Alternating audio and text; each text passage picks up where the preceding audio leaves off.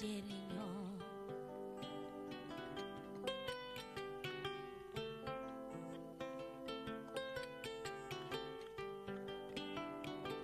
loo liggéey yaa ko moom ku ñàkk jëriñoo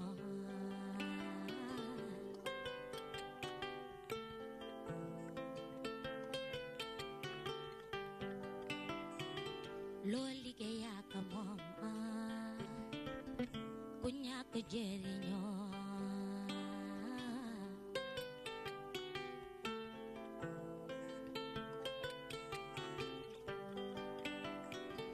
loo liggéey yaa ko moom ku ñàkk jëriñoo jëriñ lee doomu yaay lu mu yàgg-yàgg bés na ma sa ñëw ku ñàkk jëriñoo jëriñ lee doomu baay loo liggéey yaa ko moom ku ñàkk jëriñoo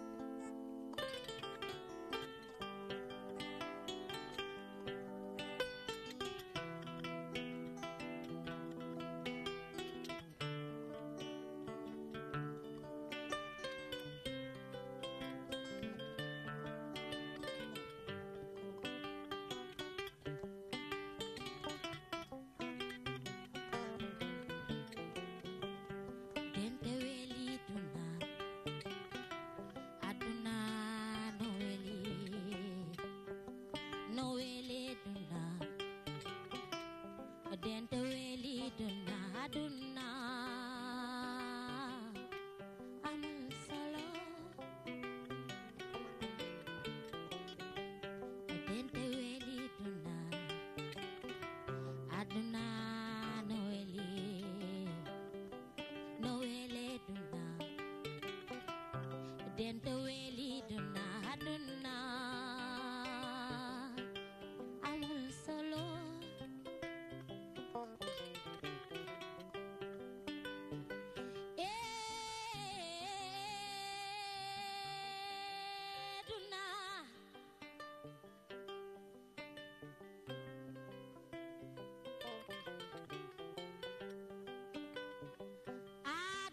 baki koko bari aduna bi loo fi gis dafay jeex doom yaayoo ku muñ lu mu yàgg dina masa jeex doom baayoo aduna nji baki koko bari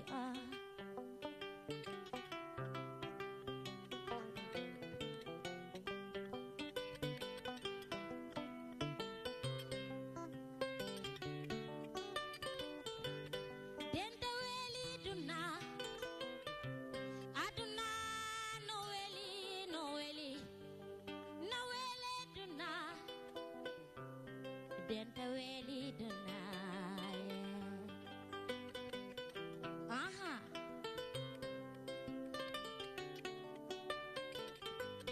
dente weli duna aduna no weli duna dente weli duna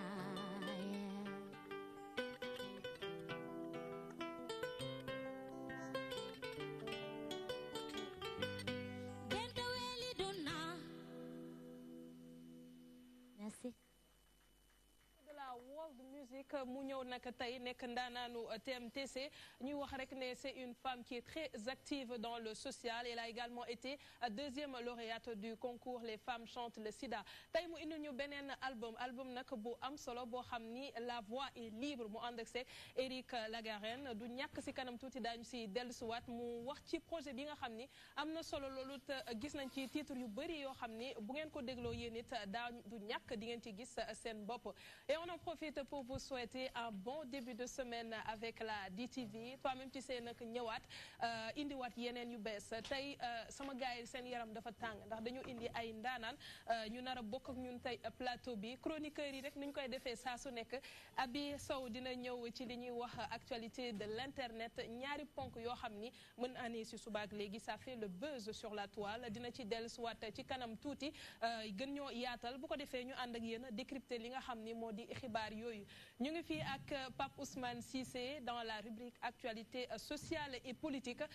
Aujourd'hui, il se penche sur la journée mondiale des droits de l'homme. Néna lan moko yittel ni Amnesty International section Sénégal di doxé lan mo nek ci biir ku nek ci sen ginnaw ponk yu bari dina ko yaatal momit ci kanam touti et ce sera avec le directeur exécutif d'Amnesty International Sénégal Moudi Seydi Gassama momit mi ngi ci plateau bi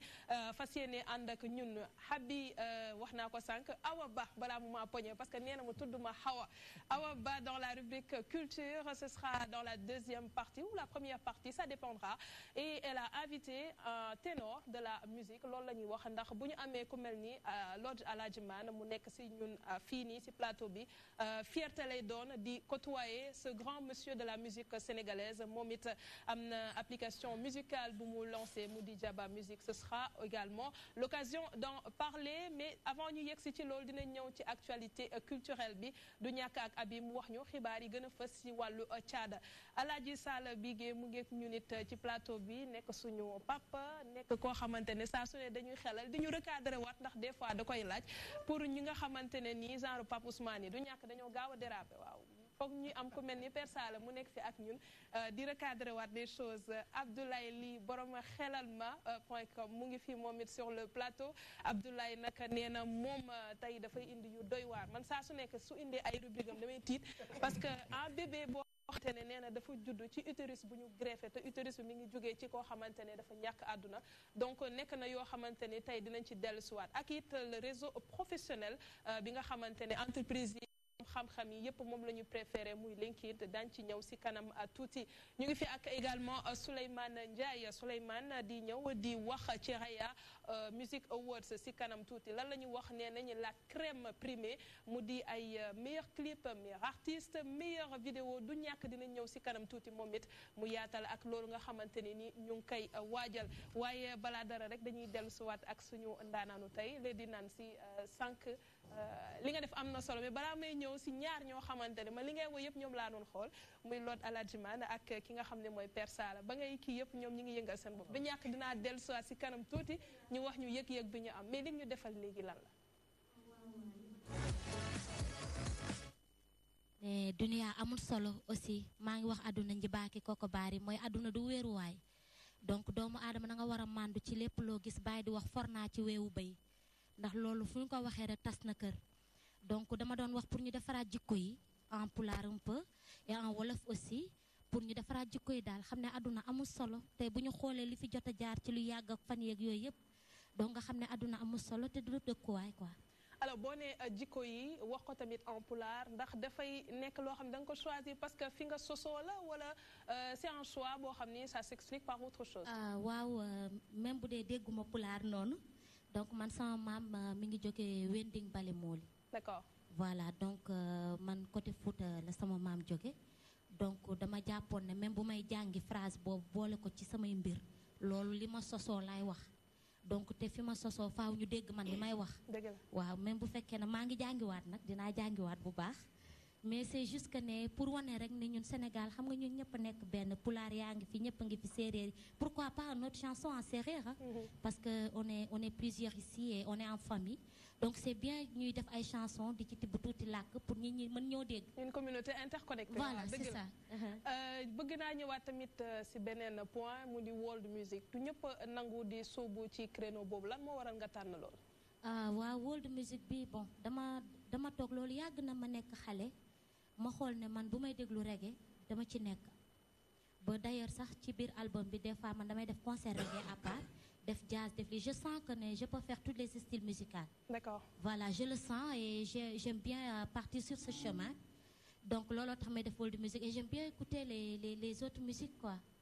Donc looloo tax ma opté def world music boole ci tamit suñu mbir ñun ndax tarkal comme la ñuy wax munoo daw bàyyi fa say lal munoo ne ak say daal lu dëgg Ousmane waaw moo tax faaw ñu boole ko ci te loolu ci world music la bokk voilà donc looloo tax ma opté ko def loolu Aladji Man mu ngi fii comme ni ma ko doon wax sànq mu ne koo xam ni ràññee nañ ko ci wàllu musique ci Sénégal bëgg naa moom mu defal ñu un commentaire par rapport ak prestation bi nga def léegi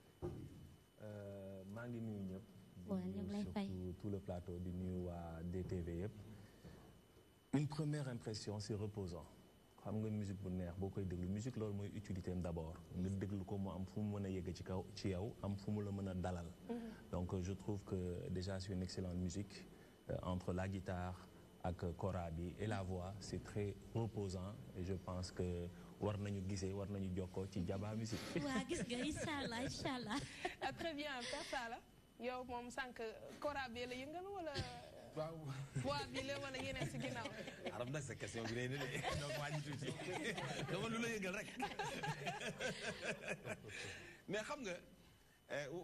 baatam macha allah dafa am ndeysaan nga woy dafa war a am ñett woy dafa war a am daw yaram muy ndeysaan bi am texte bu riche ba pare aussi am xorom macha allah da ngay seet ci buy woy da ngay xam ne kii nit ku sentimental mooy woy bu mu njëkkee di làkk tukulóor maa ngi naan xaw ma looy wax de waaye yaa ngi wax lu baax boo dañu dellu see ci olof dama ne lii rek la mën a doon xam nga kora moom li may wax rek instrument traditionnel ñun dañ koy yëg nous les communicateurs traditionnels parce que dafa bokk ci ñun bi ci des tamit woy dafay am solo xam nga nit lan lay gën a moroomam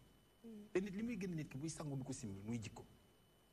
yonent bi sallallahu alayhi wa sallam lu muy baax yëpp baax fu mu jógee baax muy ngën gi mbindeef mais yàlla bi mu koy tagg ci jikko la ko tagg wa innaka la ala xuluqin azim ki la gën jikko rek moo la gën moo tax li muy woy nii buñ ko doon woy fii ba ni ko waa ji di wax jant bi fay day nekk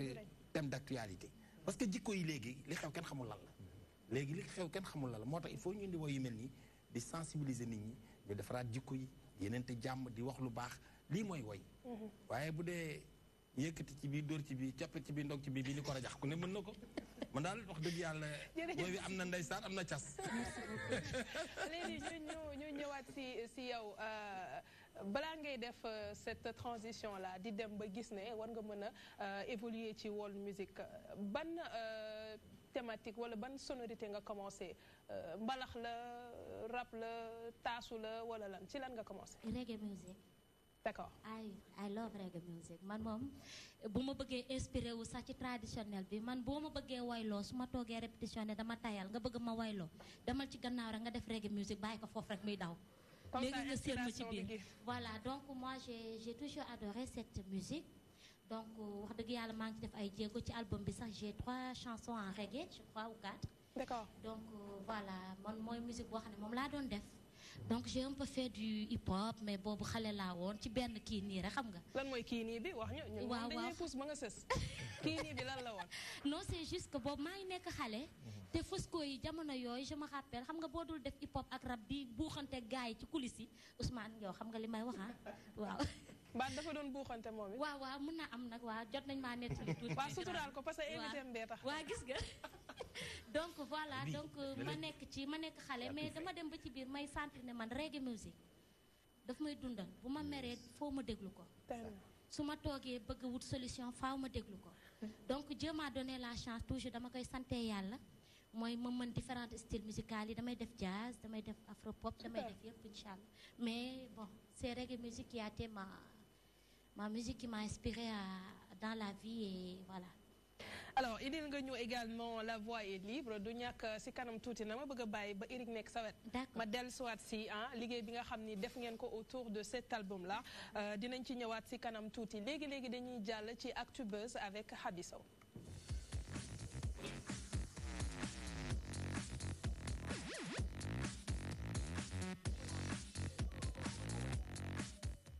Et nous consultons d'abord Seneweb, brigade de gendarmerie, le racket organisé mise à nu. effectivement Ndeye Aram commandant gendarmerie territoriale général de brigade de Moussa Fall moom nag génnee na benn note de service si biir note de service boobu sax dafay daal di joxoñ baaraamu tuuma ne rek dafa am ay caisse yi nga xam ne ay caisse fictif la wala caisse yoo xam ne jaarewul si yoon ci loolu sax jot na cité lu toll si 3 caisses mu doon benn caisse boo xam ne caisse journalière la benn caisse hebdomadaire beneen caisse spéciale bu commandement bu brigade bu njëkk bi nag nee nañ dafa am lu toll ci 10 000 francs lañ ciy versé selon importance réseau routier bi ak service yi nga xam ni moom lañ ko effectué beneen deuxième bi dañ ciy versé lu toll 15 000 francs par jour ñu prétexte ne dañ ciy subvenir aux besoins ak problèmes liés à l'entretien ak matériel bi nga xamante ne unité yooyu di am yooyu kees dañ koy faral di utiliser troisième bi nag mu ne dañ ko instauré ci commandant yi avec ay versement li nga xam ne des fois 2 fois par semaine la wala benn yoon par semaine te dax day ëpp 100 000 francs en fonction densité réseau routier yooyu nag mu jàpp ni yooyu les caisses yëpp dañ ko alimenté chaque retour de service te itam loolu la joxoñ baaraamutuma mu mel ni que rek dafa dëggal ni guerre mu ngi am foofee ca gendarmerie. Monsieur Gassama,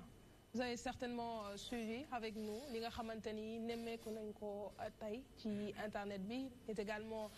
du ñàkk ku déglu xibaar yi tey ci rajo yi di nga ko déglu mu soxal wàllu corruption on va dire au sein de la gendarmerie te bu nekkee ki ko dénoncé ku bokk ci ñoom la je pense que ça prend une autre tournure. Parfaitement d'ailleurs maa ngi doon def ay post ci réseaux sociaux yi pour rafetlu démarche générale bi xam nga habituellement corps constitué yi su fa amee dañ ko jéem a nëbb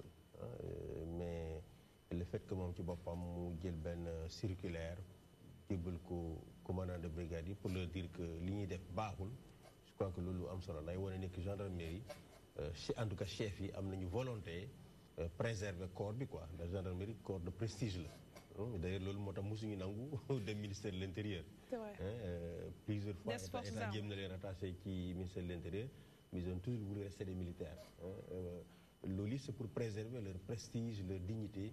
te am na agissement yoo xam ne ñun ñëpp dañuy jànkoonte ak yooyu ci tali yi nous on voyage beaucoup au Sénégal parfois ci guddi da ngay ñëw ñu teg la loo xam ne ci di est-ce que ñi ay gendarme lañu parce que bu njëkk ba dañu leen xalaat ne ñeneen yi la quoi mais quand tu vois un gendarme di lay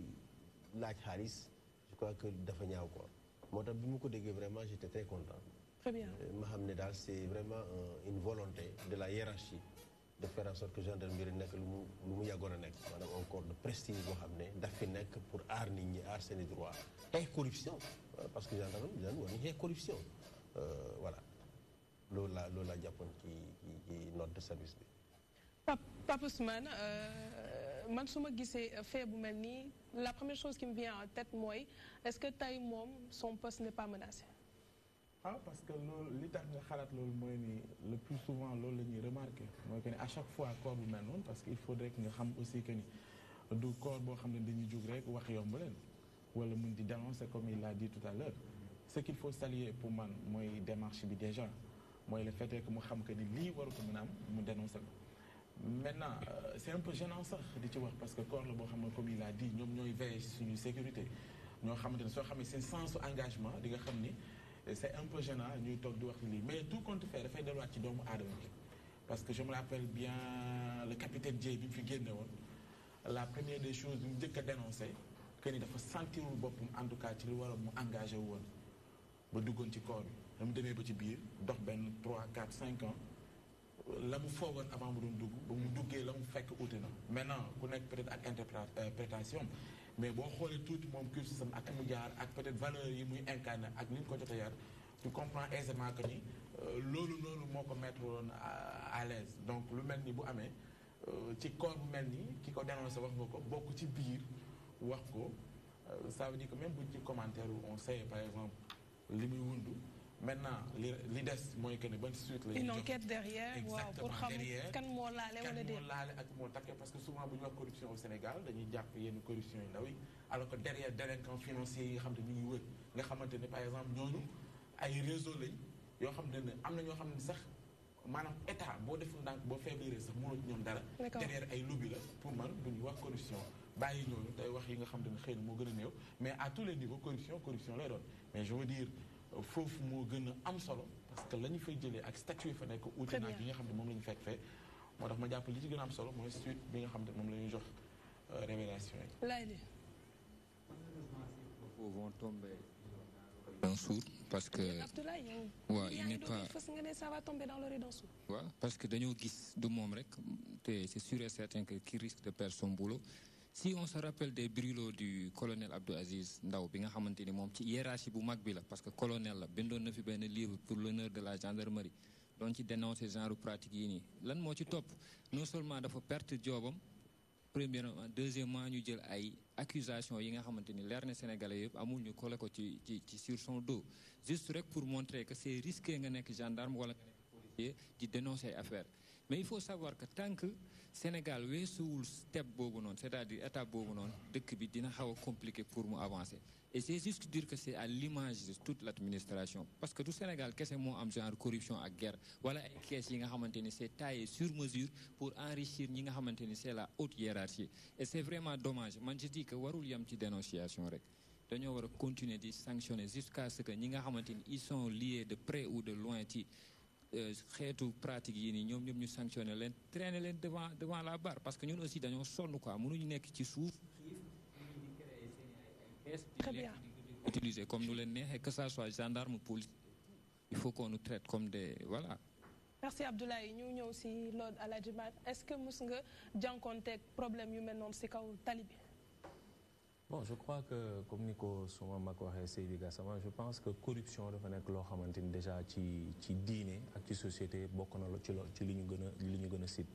mais je pense qu'aujourd'hui l'acte du général c'est une responsabilité déjà c'est engagé parce que officier supérieur bu jël responsabilité envoyé ko note au niveau des brigades c'est d'abord assumer sa responsabilité donc loolu aussi la ñuy xaar ci kilifa yi nga xamante ni ñoom la ñu dénk des postes stratégiques comme ça nga constater dara xam ni lii dafa war a changer wala war nañ koo soppi ngir mu yees nga jël sa responsabilité def ko donc c'est à saluer li ci des nag bon c'est vrai qu'il faut pas généraliser parce que dans ces corps de métier il y a de vrais exemples mais comme ni ñuy wax rek yenn saa yi benn yàq lépp donc ñi nga xamante ni ñi ngi def liggéey bu rafet ñi ngi leen di nuyu di leen ñaax ñoom itam comme que ay collaborateurs lañu ñuy wax ci seen biir parce que moo gën a yomb xam nga nit boo amee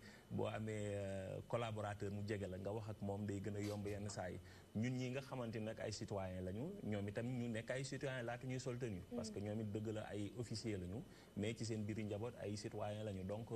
de manière culturelle ñun homme de culture yi comme ni ko ñoom Sala Bigué di defee bokk na aussi ci suñu mission ñuy rappeler di fàttali di ñaax ngir nit ñi xam valeur yooyu ci société bi. Très bien Père Sala ñu jeexal ak yow rek. xam nga man officier bi li mu def dama ko ci gërëm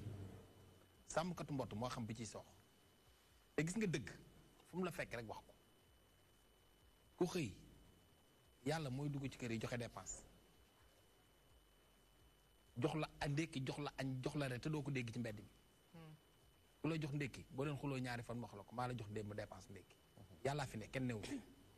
système boo ci bokkee nga gis ci système bi da nga leen di dénoncer Sénégal dañu war tàmm loolu di dénoncer mais nag bu ñu dénoncer ñu ne app lan moo leen ciy fekk arab fudd boo ci dee xalaat damm say yax du tàlli yow defal li la war rek yàllaa fi ne nga suñu interpellé ñenn ñi pour que mu am solution la voilà mais dañ fi gis yeneen cas d'exemple yoo xamante ne Abdoulaye souligné na ko sànq bu fekkee tamit boo dénoncé du tax mbir yi sotti dañuy jéem a noppiloo kooku daal di jéem a nëppal affaire yi bu ko defee mu continuer ça va être difficile de solutionner léegi loolu nag di gën di law bu lawee day dem ba da lay téq ma téq suñuy doom génération bi di ñëw lan la ñuy jàpp dañuy jàpp ne toujours rek guerre daf ci bokk xanaa xam ne am na ñoo xam ne dañu yaakaar ne guerre dafa bokk ci affaire yi ñoom xamuñu ni guerre bokk ci danoo pour ñoom guerre ci la Côte d'Ivoire dama fa dem benn très civil xuloog benn ivoirien ñu mu yóbbu ma benn commissariat bu ñuy wax sans loi 2e arrondissement nekk très civil sans loi la boo dee étranger doo wax boo ñëwee léegi il faut parler bon français ma ne ko français bi may làkk ndax du bon français ma ne toi la téye gaw serga parler bon français mooy joxel xaalis xam nga ñoom dañoo dem kon ba mu bokk seen système mais ñun Sénégal bokkuñu foofu ñun ay dëkku jullit lañu ay dëkku catholique lañu dañu am gëm-gëm te lu ngor mayewu diine mayewu ko gis nga nit sa ngor ak sa dignité moom nga war a jiital ci lépp lay def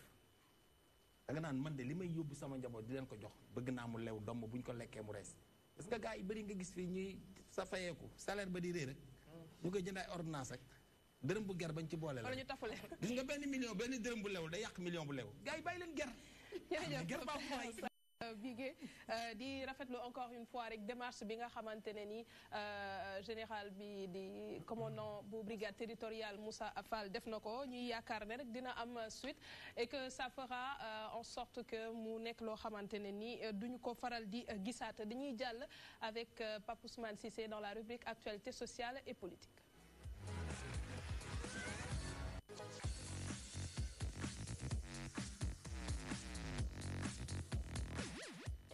Journée internationale des droits de l'homme, coup de projecteur sur Amnesty International Sénégal. Pape ma bàyyi la c'est invité. waaw monsieur Gassama li ñu bëggoon déjà sax ci laaj bi njëkk mooy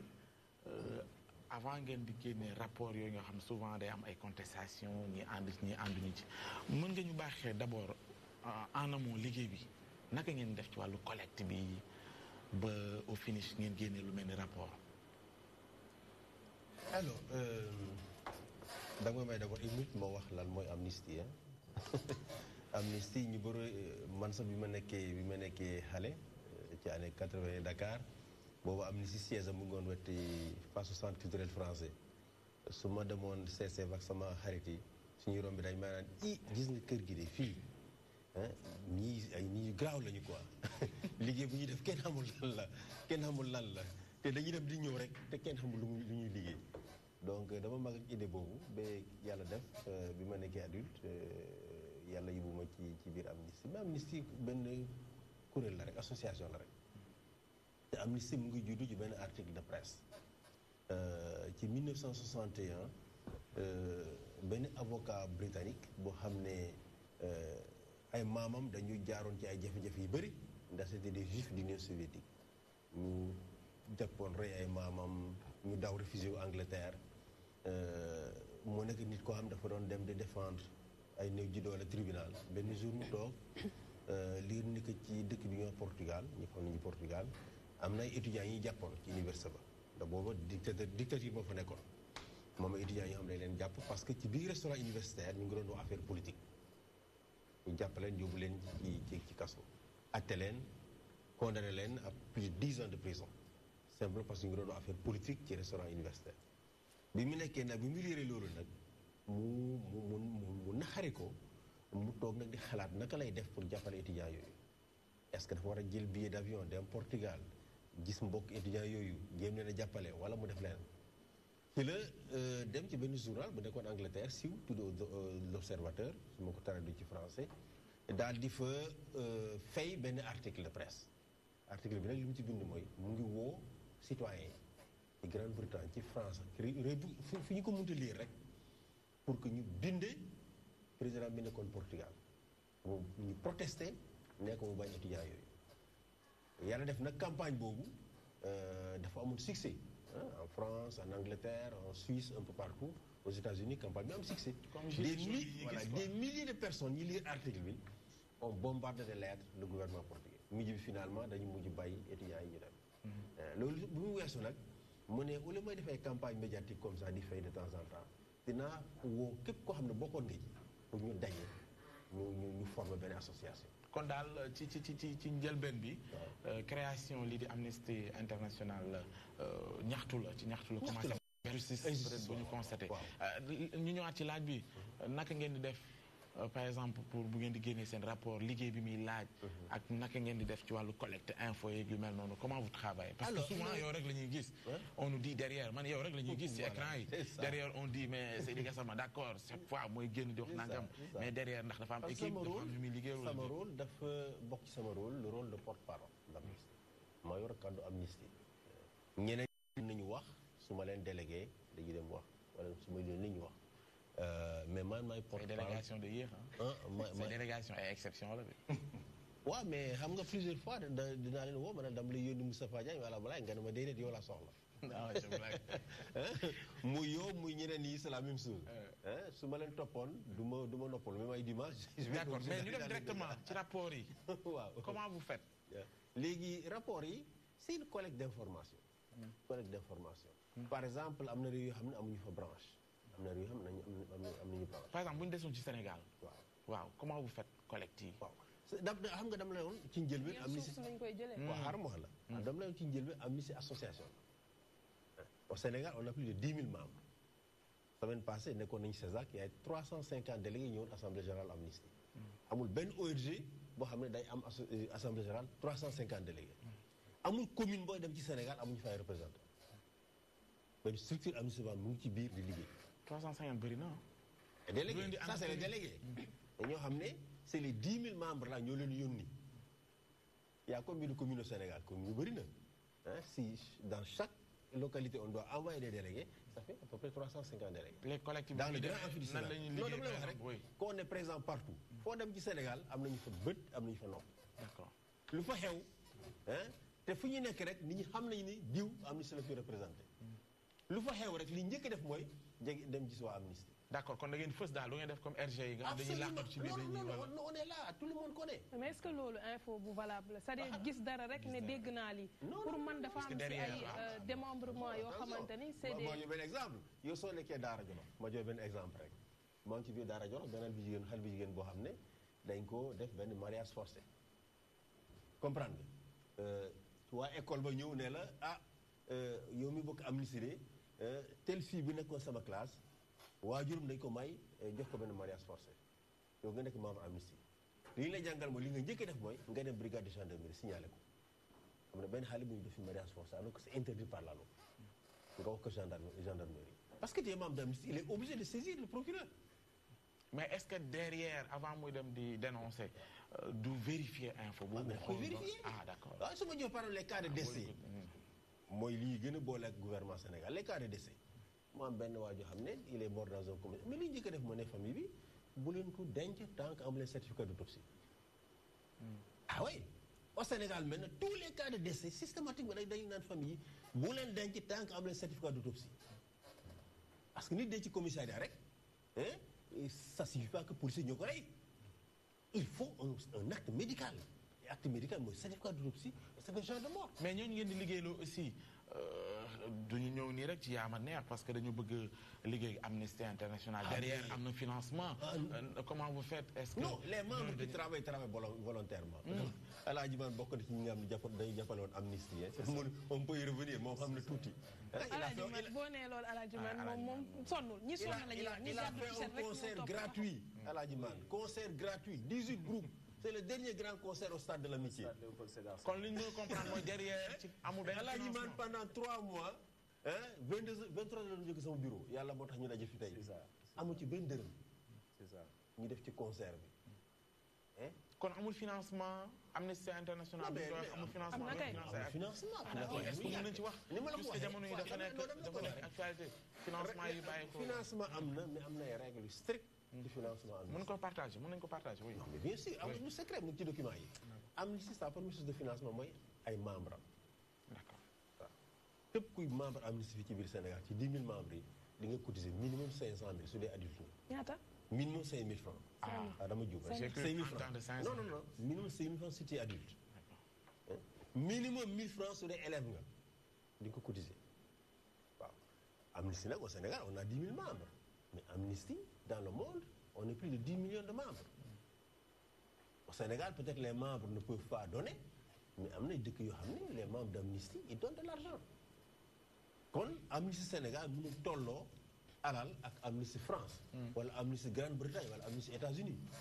ñooñu c'est des pays beaucoup plus grands c'est des économies beaucoup plus développées ñi fa nekk am nañu alal xëy na seen dëkk jafe-jafe yi ñu jànkonteel Sénégal ñoom jànkonteel ak jafe-jafe yooyu ils veulent donner de l'argent à Amnesty pour travailler chez eux mais aussi pour travailler dans d'autres pays du monde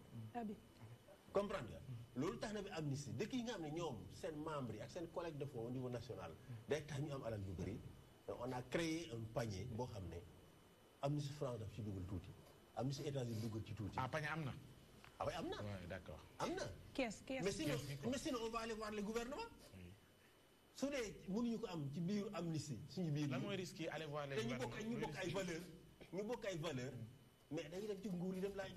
laajte ko foofu. dafa am risque. su dee nguur gi nag jox na la xaalis. mais boobaa doo ko dénoncer wala boog doo dénoncer nguur bu gouvernement xaritam la. ah oui man su ma demee tey gouvernement États-Unis jël fa xaalis wala ambassade États-Unis jël fa xaalis mais du ma fi toog di dénoncer ambassade États-Unis di dénoncer ay violations États-Unis ci ñeneen dëkk yi wala boog dëkk boo xam ne seen xarit la comme Israël soo leen dénoncé mais ñu dagg affaire yi c'est aussi simple que ça moo tax Amnesty jël ay financement état c'est strictement réglementé c'est des cas exceptionnels. Est-ce qu'il est arrivé loolu am état bu Sénégal. ci état Sénégal ñu waaw dërëm mosuñu ko am ci état Sénégal. très bien ñun ne ONG boo xam ni exonération bu gën a tuuti amuñu ko ci état nañu fay TVA lépp lu ñu fi jënd rek mu impôt muy la bokk ak ñeneen ONG ñi nga xam ne état bi daf leen def ay chantage parce que bon jox leen exonération TVA droit de douane dugal fay oto yu rafet ñun amuñu oto soo ñëwee sama bureau amuñu oto taxi laa jël pour ñëw fii su may demee Koumpentoum wala Ziguinchor damay loué oto ci wàllu état boobu laay ñëw man daal ñu wax ci politique ak taxawaayu Amnesty ñu ngi nekk ci période boo xamante ne si période vérification la parrainage ak dossiers yi nga xam ni dañoo nekk candidat à la candidature mais ñëpp xam nañ ni Macky Sall rek jamono ji la candidature am validé gum moom rek la ñuy wax ni moom validé na même xam moom moo wóor ni non attends parce que c'est lui le candidat sortant moom mooy candidat sortant te il est candidat. Le parrainage n'est pas validé. Mais bon, le Conseil constitutionnel n'a pas encore n'est pas encore tranché mais xam nañ ni c'est lui le candidat sortant loolu sax moo indi woon xëy na coow ñenn ci opposants yi ne le président warul woon bokk ci parrainage bi parce que du moment où mu nekk candidat sortant rek nekk na moom candidat ci propre succession am mais man li may wax mooy ñi nga xamante ne si ñoo far ak Khalifa Sall ñoom partisan wam yi taxaw nañ nee nañ ñoom xam nañ ni bëgg-bëggu gouvernement bi tey mooy ñu àtte Khalifa Sall coûte que coûte avant élection yi te loolu bu amee njoxtu nañ ni moom du bokk ci élection yi wala ku ci mel ni Karim Wade nga xam ne turam bokk ci te ñëw nañ di déposer caution am na ñu nga xam ne tamit ñu ngi def bataille psychologique ñu bokk ci kujje gi ba tey ku ci nekk commencé di wax am naa tant de signature am naa tant de signature léegi flou boobu am yëpp ci fichier bi am ci candidature yi am ci signature parrain yi yéen seen taxawaay pour yee ci askan wi lan la xam nga loolu différents politiques différents de xuloo xeccoo wala ñàkk kóolute entre les politiciens ñi ko war a régler mooy système judiciaire moo tax toujours da nga dégg ñuy xeex pour l'indépendance de la justice fexe ba président dindi loxoom ci doxalinu justice parce que tant que mu ngi ci biir di nommé di buumi mais nii du ñu am confiance ci juge yi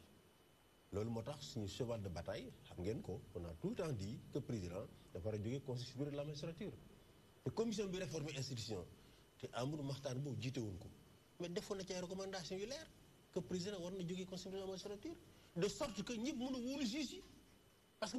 bés bu ñu amee seen indépendance par rapport à l'exécutif boobaa lu ñu dogal rek nii dañ ko nangu wala boog du ñu am intérêt di far d'un côté ou de l'autre kon débat combat bi ñu war a mën ci biir dëkk bi mooy un combat pour l'indépendance de la justice. mais ak seen casquette est-ce que am nga fu ngeen war a yem ci bu ngeen di wax ci acteurs politiques yooyu ci wàllu justice parce que souvent dañuy gis seen en tout cas relation yu heurté ngeen am avec le gouvernement on a vu sa dernière sortie tolle bi mu indi Mohamed Boun Abdallah Dionne li mu ci wax ne ay politiciens encagoulé ngeen c'est-à-dire da ngeen mbubboo amnistie mais derrière. xam nga loolu. kàddu yu mel noonu est-ce que amul tamit fu ngeen di yem bu ngeen di xam nga loolu dëgg nañu ko ci jamono Abdou Diouf dëgg nañu ko ci jamono Abdoulaye Wade dëgg nañu jamono Senghor parti au pouvoir wala bu koy régime saa yoo leen critiquer rek suñu amul beneen moyen pour échapper dañuy andi genre. est-ce que leen war a critiquer. est-ce que amu leen fu ngeen di yem aussi. ah non amuñ fu ñu yem. tant que les droits humains sont violés on va critiquer. même bu fekkee ne opposition dañu wàcc sax di marcher pour loolu bu ngeen bokkee principe rek. opposition am na droit marcher. moom laa la wax charte réew mi moo leen ko jox sañ-sañ boobu. moom laa la wax soo leen ko naree xaañ da nga koy tekki lu leer. moom laa la wax est-ce que ñoom bu ñu wàccee ci mbedd mi di demander à ce que seeni principe ñu respecté wala seeni droit est-ce que loolu dafa war a mën a xaar yéen ci seen taxawaay ngeen ànd ak ñoom lënkaloo ñoom en tant que politique. suñu marche opposition. c'est pourquoi may demander kon am nga fu ngeen yem. ah oui bien sûr. ah oui bien sûr mais soo bëggee mais il faut un minimum d'indépendance de distance par rapport aux acteurs politiques. beneen bi aussi mooy dañ koy wax yéen bu ñu nee amnistie. maanaam leen ne am ngeen ay renseignements généraux su dee bus ngeen ma gis man wala kenn ci kilifa amnistie bokk ci ay marche ak opposant wax leen na ko. gis nga le 23 juin am na fu ngeen di yem ok le 23 juin. ñu rek ñoo fi nekkoon Sénégal kuréel boo xam ne wàcc ñu dem dox contrat. d'accord mooy ne am na fu ngeen di yem mais leneen lu ñu la bëgg a laaj aussi bu ñu nee amnistie internationale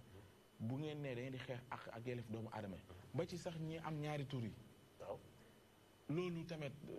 taxawaay xeex ni nañu seen ak seen yelleef nañ ko respecté ci réew mel Sénégal nga xam ne dañu am benn disons benn gis-gis figé ci ñooñu noonu est-ce que ragalu leen quelque part aussi. non mais li ñuy ragal ñun li ñuy wax yenn maanaam ni ñu leen di gisee ni ñu leen nar a considéré. non xam nga ñun on n'est pas des politiciens ñun nekkuñu fi pour neexoon nit ñi neex la policier moo soxla loolu policier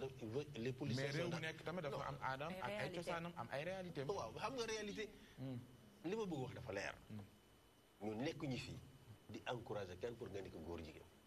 nekkuñu fi. n'est-ce pas di promouvoir ay valeurs góor jigéen. li ñu wax mooy. li ñu wax mooy. doomu aadama la. ku ko nekk nañ ko respecté loolu. ku nekk loolu it ku ko nekk loolu ñu respecté la. ñu respecte sa vie privée. lu mu def ci biir ndëgam la ko def. mais am na ñuy dévoiler li mu def ci biti nag. soo ko def ci mbedd booba yoon day dal ci kaw. oui non c'est très clair hein. mais c'est très clair. man nee naa leen tous les jours. souvent ay prix yi ñu def fële en France ay Suède soo leen ko fi defee. doo leen dégg man may gis sama base di leen défendre. d'abord même su dee ñun dañu obligé état pour mu bàyyi leen ngeen def ko. est-ce qu'il est arrivé ñibbi seen quartier ak seen i gox. est-ce qu'il est arrivé ñoom en tout cas ñaari borom tur yi ñu contacter leen pour que seen i àq ak seen i yelleef ñu préserver leen fii ci Sénégal. pour que ñu mën a am possibilité même si nous ne contactent pas. s'ils sont en danger. non dama laajte. est-ce qu'ils vous ont contacté. waaw bien sûr. d'accord. bien sûr. képp ku fi ONG de droits de l'homme rek dañ la contacter. d'accord waaw. léegi nag ça dépend où tu les aides ou tu les aides pas mais ils vont te contacter. waaw dañ bëggoon xam est-ce qu'il est arrivé que vous les aidez. est-ce qu'il est arrivé ngeen dimbal leen ci taxawaay yooyu ñu am parce qu'on sait que dans un passé récent ça a été le cas ici au Sénégal. non mais que ñu mel ni ñoom yëkkati seen kàddu bëgg ñu. su dee nit ki da nga nekk ci benn gox. ñu joxoñ la ne kii góor jigéen la mënatoo nekk ci gox boobu ngay daaw di nëgutu nga ñu gis ñu li ñu jëkk def mooy interpeller état parce que état moo am obligation protéger les citoyens contre la violence képp kuy doomu adama fi ci biir Sénégal état am na obligation nooy def merci nooy def merci c'est-à-dire bu fekkee dañ leen di protéger mu bëgg a yàq société boo xamante ni seen i aada seen i cosaan ak seen i gis-gis seen i réalité bokkul comment vous faites xam nga ni ma la ko waxee dama ne nit ki lépp lu mu def ci biir néegam diine sa non lu génn kay ci place publique yi nekkatul ci néegam. waaw mais dama ne joxoñ la rek na yow góor jigéen nga. xam nga yow sax mën nañu accusé de góor jigéen nga. góor jigéen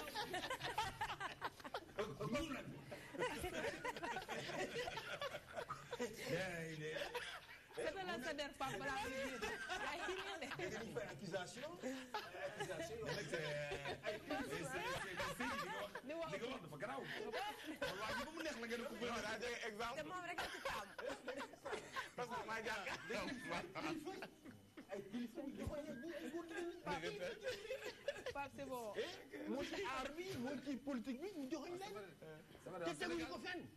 te teguñu ko mais teguñu ko fenn. lu tax ngeen teguñu ko fenn. bu mais la plupart des sa doxalin sa solin wala say manière ñu ne góor jigéen nga. mais ñi ñu gis ñu def acte contre nature la. les gars c'est bon on continue nii. acte contre nature loi bi moo koy punir waaye nag xam nga lan moo jafe acte contre nature balaa nga koy gis di koy punir balaa nga koy punir foog nga gis ko. waaw kan moo fi def acte contre nature en public koo ko def en public la ci fekk sa yoon la man sama yoon nekku ci. waaye ku tëdd na ci biir ndegam ak ay xaritam ñu nekk fa. seen dëkkandoo yi woo police ne ñu fekk leen ak yari Dakar rek. seen dëkkandoo yi woo police ne fii de jàmb leen am na ponkalum góor ñu ne ci biir néeg bi ay góor jigéen lañu police ñëw jéem ñu leen laaj est-ce que ay góor jigéen lañu amul ci benn preuve parce que simplement am na ku woote ne góor jigéen lañu ñu ñëw denc buntu bi jàppale leen yóbbu leen ci commissariat bu amnistie wootee nag moo tax toujours su dee merci beaucoup monsieur Gassama soo seetee bu baax Pape Ousmane si je te suis tribunal soo seetee bu baax tribunal généralement dañuy bàyyi tribunal dafa leen di relaxer parce que généralement preuve bi nga xam ne moom mooy woon ni kay góor jigéen lañu amul il suffit que nit ñi yow ci quartier bi góor jigéen ñu jàpp la yóbbu la dóor la ba pare yóbbu la mais juge moom day atte sur la base des faits une question Sall àggale mu tontu benn yoon ma jàll si leneen bu ñu waxee ci wàllum ak yëleefu doomu aadama c'est vrai que yéen vous défendez le droit de l'homme tey jii bu ñu waxee comme ci ñaari tur yi Passemane wax léegi ñu dem ba am ci preuve yu leer nañ que ne kooku voilà loolu la yow tey jii Amnesty lan moo ci taxawaayam c'est-à-dire ban pouvoir ngeen di am pour mën koo protéger bu fekkee ne état àndu ci réellement ci mbir moom yéen lan moo ci seen taxawaay. ñun amuñu pouvoir protéger kenn parce que amuñu police amuñu gendarmerie amuñu dara. mais lan moo ci seen taxawaay. soo ñëwoon dugg suñu biir bureau. nit ñi mën nañu fa ñëw agressé la foofu te ñun amuñu ay moyens pour protéger la. moo tax toujours état xam nga état xam nga tey ñu ngi magal déclaration universelle des droits de l'homme déclaration bi 70 ans mooy daanaka le document de référence état yi àdduna yëpp dañ ci am déclaration bi moo dafa leer nit ki dañ ko war a protéger contre la violence. Très bien. te déclaration bi du ñu ñoo ko bind état yi ñoo ko bind ñoo ko voté ñoo ko nangu nous on interpelle l'état sur la base des engagements yi nga xam ne moom la souscrit. Persa la. état dafa jëlee engagement bépp état souverain am na obligation protéger ses citoyens contre la violence. loolu violence boo xam ne état ci boppam moo ko exercer te loi daf ko autorisé waaw beneen citoyen amul jóge fële rek naan damay fajal sama bopp. merci monsieur Gassama Persa. xam nga ñoom seen liggéey métier mu doy waar la métier mu metti la parce que xam nga ki nga xam ni dafay jóg pour jàppale nit ki ñu xeex ci akam ak yelleefam bu jóg di ko protéger supposons nga am sa benn société gars yi ñëw dal sa kaw bëgg la néewal doole loolu rafet na ñu taxawu la tey nga gis xale boo xam te dañ ko maye tey te amagul majeuragul ñu di ko maye nga ñëw taxawu ko xale boo xam ne dañ ko def li ñu naan les grossesses non désirées des trucs comme ça ñu taxawaay leen waaye dafa am ñoo xam ne nag yaakaar naa ne taxawu leen mooy fekk benn pomme de terre bu nëpp ñu suuf saa nga war koo seppi saan yi ngeen dama ko ci bàyyi parce que fii moom suñu diine ak suñu cosaan ak suñu aada mënuñu d'accord mu góor jigéen ñu koy défendre ñun buñu misaan bi ñu nekkee xale buñu misaan a gis góor jigéen boo la yëlu ci koñ bi laa ilaaha illallaah da nga mel ni ku ci ba duggoon ci jumaa ja ay xeer lañ lay toppee góor jigéen góor toj la ba xoolal boo déggatee koñ bee dootoo fa jaar moo tax gis nga dafa am loo xam duñ ko mës a nangu mais dinaa d'accord nag ci leen ñoom fi ñuy taxaw mooy ñoom taxaw ñu ci nit ki li muy def dañu taxaw en tant que nit ki pour ñu bañ koo gaañ bañ koo rey bañ koo xañ li nga xam ne moom mooy dundam ci kaw suuf warul dund kaña warul dund muus dund kii jinax dafa war a dund nit man côté boobu comprendre naa la ci mais li ngeen war a gën a xeex mooy ñi nga xam ne ñoom nekk nañ ci loo xam ne dañuy yàq société moom ñoom fexe leen ba kenn dootu leen mën a protéger bi ci des nag xaw ma nuñ bi ci des des enfants xale yi taalibe yi déedéet c'est ça la quelques secondes laa la may kenn xam nga ñoom am na lu ñuy protéger waaye droit de l'enfant waaw tax ngeen aussi tamit xale yu bëri léegi surtout xale yi mujjee judd yi nga xam ne dañu judd rek intelligent seen papa yi sax ñemeetuñu leen a yar xale boo ci laal mu dem police boole la am Europe am na fii loolu moom boo leen ko ci mënee dindi ñu bàyyi ñu yar xale yi dina baax. jërëjëf non monsieur Gassama dinaa ñëwaat si kanam dans la deuxième partie ma bàyyi la ak Ousmane parce que yéen ñaar su ma leen bàyyee yéen a jël suñu temps yëpp te loolu mënul nekk léegi ñu jàll si rubrique culture ak Hawa Ba.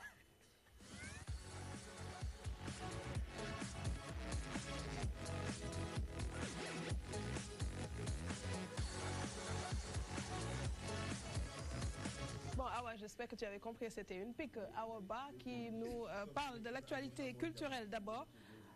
S'il vous plaît, Monsieur Gassama, inauguration du musée des civilisations noires par le président de la République. Tout à fait, 7 ans après le début des travaux avec Abdoulaye Wade tey jii Macky Sall ñëw dagg ruban bi inauguré li nga xamante ne mooy musée des civilisations noires bi nga xamante ne moo ngi jàkkaarloog Grand Théâtre tollu nag ci 14 000 mètres carrés de surface mais également mën a accueillir 18 000 pièces yoo xamante ne objet d'art lañ fay def lu ci mel ni le sabre de Cheikh Oumar Foutiyou Tall nga xamante ne France delloo nañu leen ko tey jii lépp lu jëm ci wàllum construction bi ak aménagement bi waa Chine ñoo ko financé ñu teg ci bopp ba nag Amady Bokoum ngir mu jiite ko ñu mën a valoriser l'identité africaine waaye tamit fexe ba nit ku ñuul gën a gëm boppam waaye tamit xam ku mu doon li ñuy def aram mooy dem seetaan extrait bi dellu sur le plateau.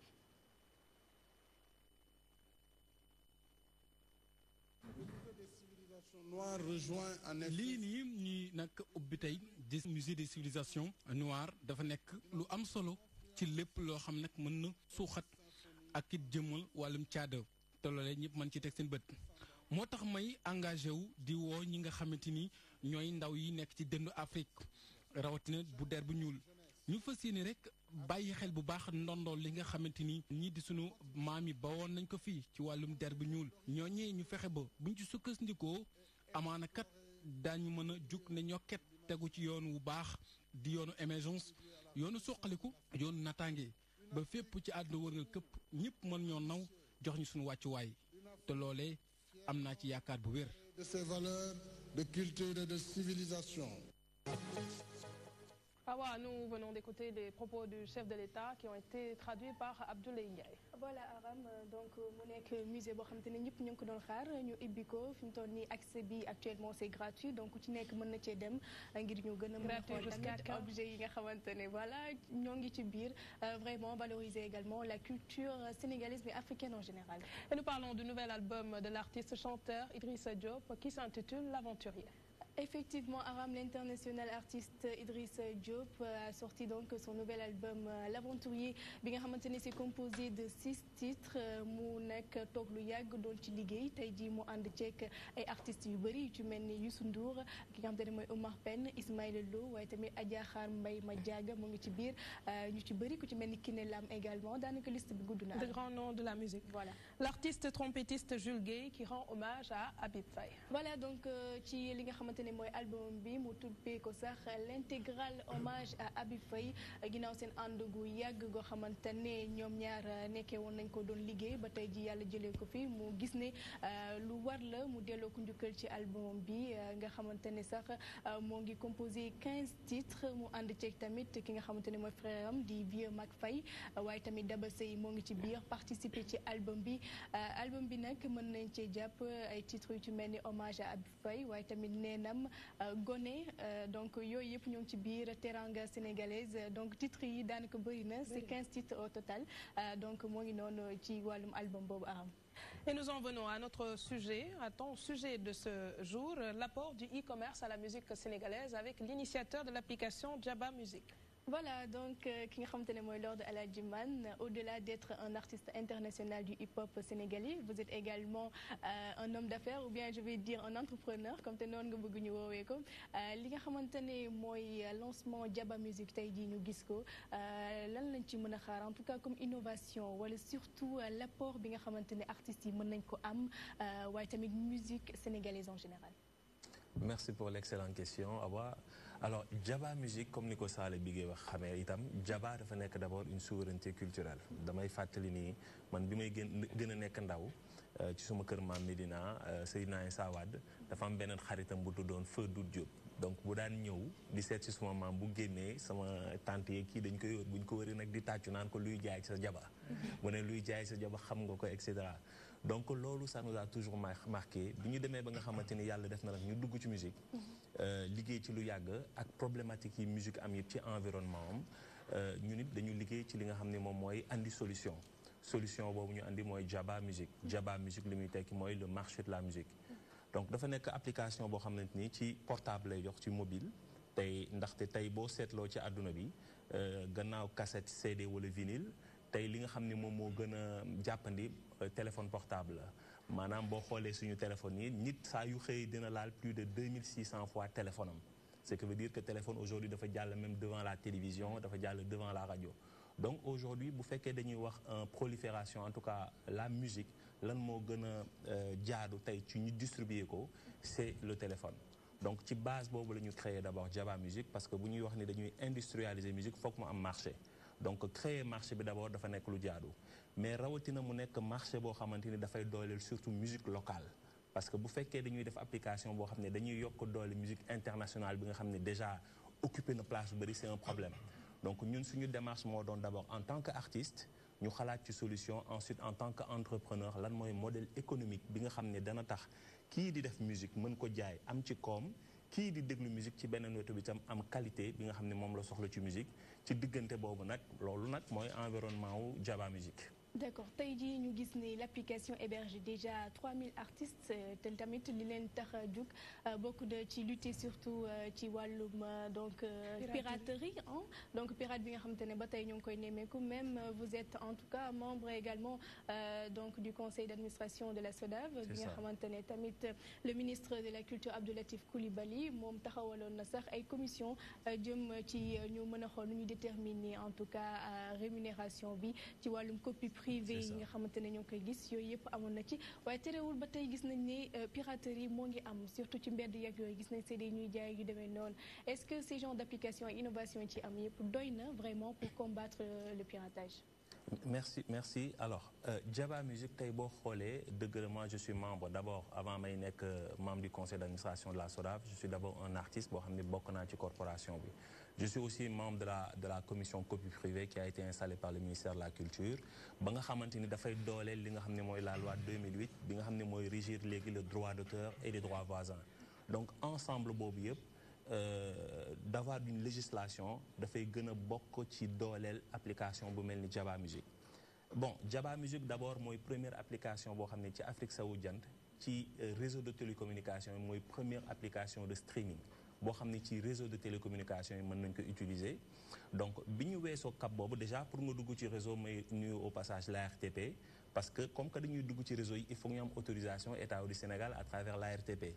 bu ñu paree ñu ngi wax ci kaaraange gi nga xam ne dafa nekk ci internet lan mooy kaaraange gi naka ngay connecté wu est-ce que say information personnelle am nañ suffisamment de sécurité pour mën ko garantir. Donc loolu yëpp bi ñu ko defee ci la ñuy door a am prérogative état du Sénégal pour dem seeti opérateurs yi pour maintenant ñu connecter application bi Djaba Music pour sénégalais yi fépp fu ñu nekk ci réseau yi partout au Sénégal ñu mën a jot application bi. Mais loolu doyul parce que jamono ji ñuy exploiter musique support yi moo doon lan cassette ñun jaay nañu cassette jaay nañu CD jaay nañu vinyle complexité bi mooy pirate moom lépp lu mu mën a dupliquer rek da koy dupliquer. Donc loolu bokkoon na ci li nga xam ne dafa affaiblir musique mais tey Djaba Music dafa nekk application boo xam ni du téléchargement mooy loo xam ni da nga koy xëcc ci sa téléphone comme Ousmane téléphone bi fees wala nga am ay problème mu mémoire mais Djaba Music soxlawul ngay am espace ci sa téléphone loolu la ñuy wax streaming maanaam dafa mel ni rek nga yor robinet loo ci soxla rek moom ngay duy boo paree tëjaat sa robinet donc du fees mukk ci sa téléphone. wax nga ko sànq on a 3000 artistes mais il y a plus de 2 millions de chansons dans Djaba Music. Donc loolu bi ñu ko tegee alternative la contre piratage parce que tey chaque jour nga dégg ci mbedd mi wala yéen ñi chaque jour ngeen romb ci tali bi ñu dupliquer CD artistes yi. Donc loolu bokk na nag ci aussi andi beneen alternative beneen possibilité pour artistes yi ak producteurs yi dans la musique. D'accord mais tey jii bu ñu gisee Djaba Music est-ce que tamit nekkul un peu de concurrence li nga xamante ne mooy musique bi moo ngi fii moom itamit nekk une plateforme boo xam day permettre aux artistes également de diffuser leur contenu mais toujours également ñu am ay revenus donc est-ce que xawul nekk un peu benn concurrence bu ndaw ak musique bi. Que je salue au passage non nous ne sommes pas concurrents parce que téléchargement la ñuy def mais Djaba Music streaming lay def. Donc streaming mooy marché bu njëkk ci Afrique sowu jant boo xamante ni léegi da ngay déglu musique sans télécharger parce que musique boo amee possibilité télécharger ko rek partager nga ko donc boo ko partager rek yaa ngi commencé génn ci nga xam ne moom mooy législation mais ci liggéey bi ñuy liggéey par rapport à Djaba Music je pense que aujourd'hui liggéey boo xam ne ça nous a pris 7 ans yoo xam ne liggéey nañ ci Djaba Music pour mën a am cadre légal bi pour mën a am cadre technique bi pour mën a am loolu lépp mu ànd ak moom pour ñu mën ko teg donc aujourd'hui Djaba Music nekkatul yëfu Alajiman mais c'est beaucoup plus un outil pour la musique en général. suñu soi-disant professionnel mu ngi fii nii si application yeeg ñoom seen high-tech du fi nekk ñu am Djaba Music ñu wax e-commerce te duñ la laaj. mooy lan moo la dal ba nga naan soi-disant. man dara leeruma ci sa xam-xam laaj. dama bëri xam-xam. Abdoulaye dara leeruma ci sa xam-xam. grand maa ngi ziar di rafetlu application bi donc wax ne Sénégal soxla na ko parce que jot na aussi ñu dem concurrencer ay Spotify mooy yooyu nekk partout à travers le monde ay iTunes. Mais on a remarqué qu'au Sénégal, le taux de bancarisation est faible. C'est-à-dire, gars, ils utilisent des cartes bancaires, ou la mobile monnaie, etc. et autres. C'est faible. Première question, quels sont les moyens de paiement? Ils ont utiliser l'application d'utiliser. Deuxième question, streaming, le bénéfice téléchargement. léegi est-ce que les coûts c'est par streaming parce que streaming pour leeral mooy da ngay dugg nga déglu boo génnee jeex na après nga duggaat donc il faut nécessairement nga am un bon débit. Il faut nécessairement nga am connexion. Donc est-ce que xool ngeen le prix de la connexion et le prix aussi de l'accès au streaming. Donc question yooyu la amoon yu may laaj. Merci beaucoup. Merci beaucoup. Je vais commencer avec la dernière question. Alors innovation bi am ci Jaba Music c'est une application boo xamante ni Android la wala iOS mooy ñuy déglu iPhone. Alors problème bi ñu njëkk a réglé mooy Jaba Music avec internet ou sans internet mën nga déglu musique. Donc c'est une application online et offline. boo amulee internet fépp foo nekk foo amul sax réseau boo xësee ba abonné au Jaba Music tu as accès à la musique parce que loolu xam nañu ay contraintes la ci environnement bi ñu nekk. Alors beneen accès bi moom mooy que beneen problème bi nga wax sànq moom mooy problème mu paiement bi problème mu bancarisation ñun ñëpp xam nañu on est entre 3 et 5% au niveau bancarisation au niveau de l'Afrique de l'Ouest. Alors loolu moom moo tax sax ñu gën a liggéey ak opérateur de télécommunication yi parce que ñoom ñoo yor les moyens de paiement les plus pénétrants au niveau de notre environnement.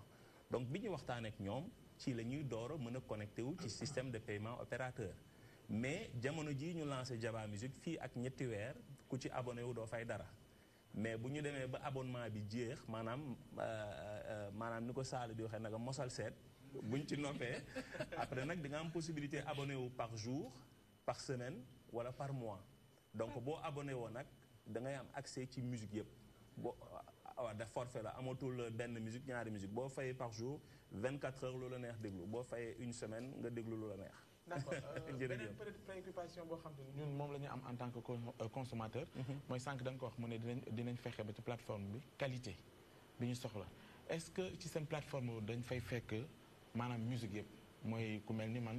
di yeewoo ci koñ bi rek génn comme ni ñu koy gisee texte yoo xam ne amul benn contenu. c'est-à-dire da ngay def musique pour faire de la musique pour def buzz comme ni ñu koy gisee. En tout cas est-ce que réflexion yi dem na ci loolu yéen genre musique yëpp ngeen di accepté. wala dañuy def tri. waaw merci Ousmane pour la question alors Jaba ni nga ko xamee marché la xam nga marché moom. dépendrul ci lu ñu neex wala lu ñu naqare lu waaye di jaay rek ma nga Jaba. ay waay waaw bu ko defee yombal yëf yi de. waaw bu ko defee parce que dañu bëgg aussi jox l'opportunité ñi nga xamante ni génnewuñu production wala boog génneeguñu production. wala les musiques de terroir ñi nga xam ne dañoo nekk Ziguinchor Tamba Kédougou kenn ku ci nekk fa nga nekk nga mën a am musique bala concerné ca fa nga nekk ci Jaba Music donc Jaba Music nekkul application wu Ndakaaru application wu partout la donc loolu moo tax mënuñu jël aujourd'hui le filtrage di wax ni kii mooy dugg wala kële du dugg képp koo xam ne artiste nga di taalif wala boog ngay bind wala ngay interpréter am nga place ci Jaba Music rawatina li gën a important aujourd'hui mooy naka la ñuy def pour que musique bi qualité bi mu gën a yemb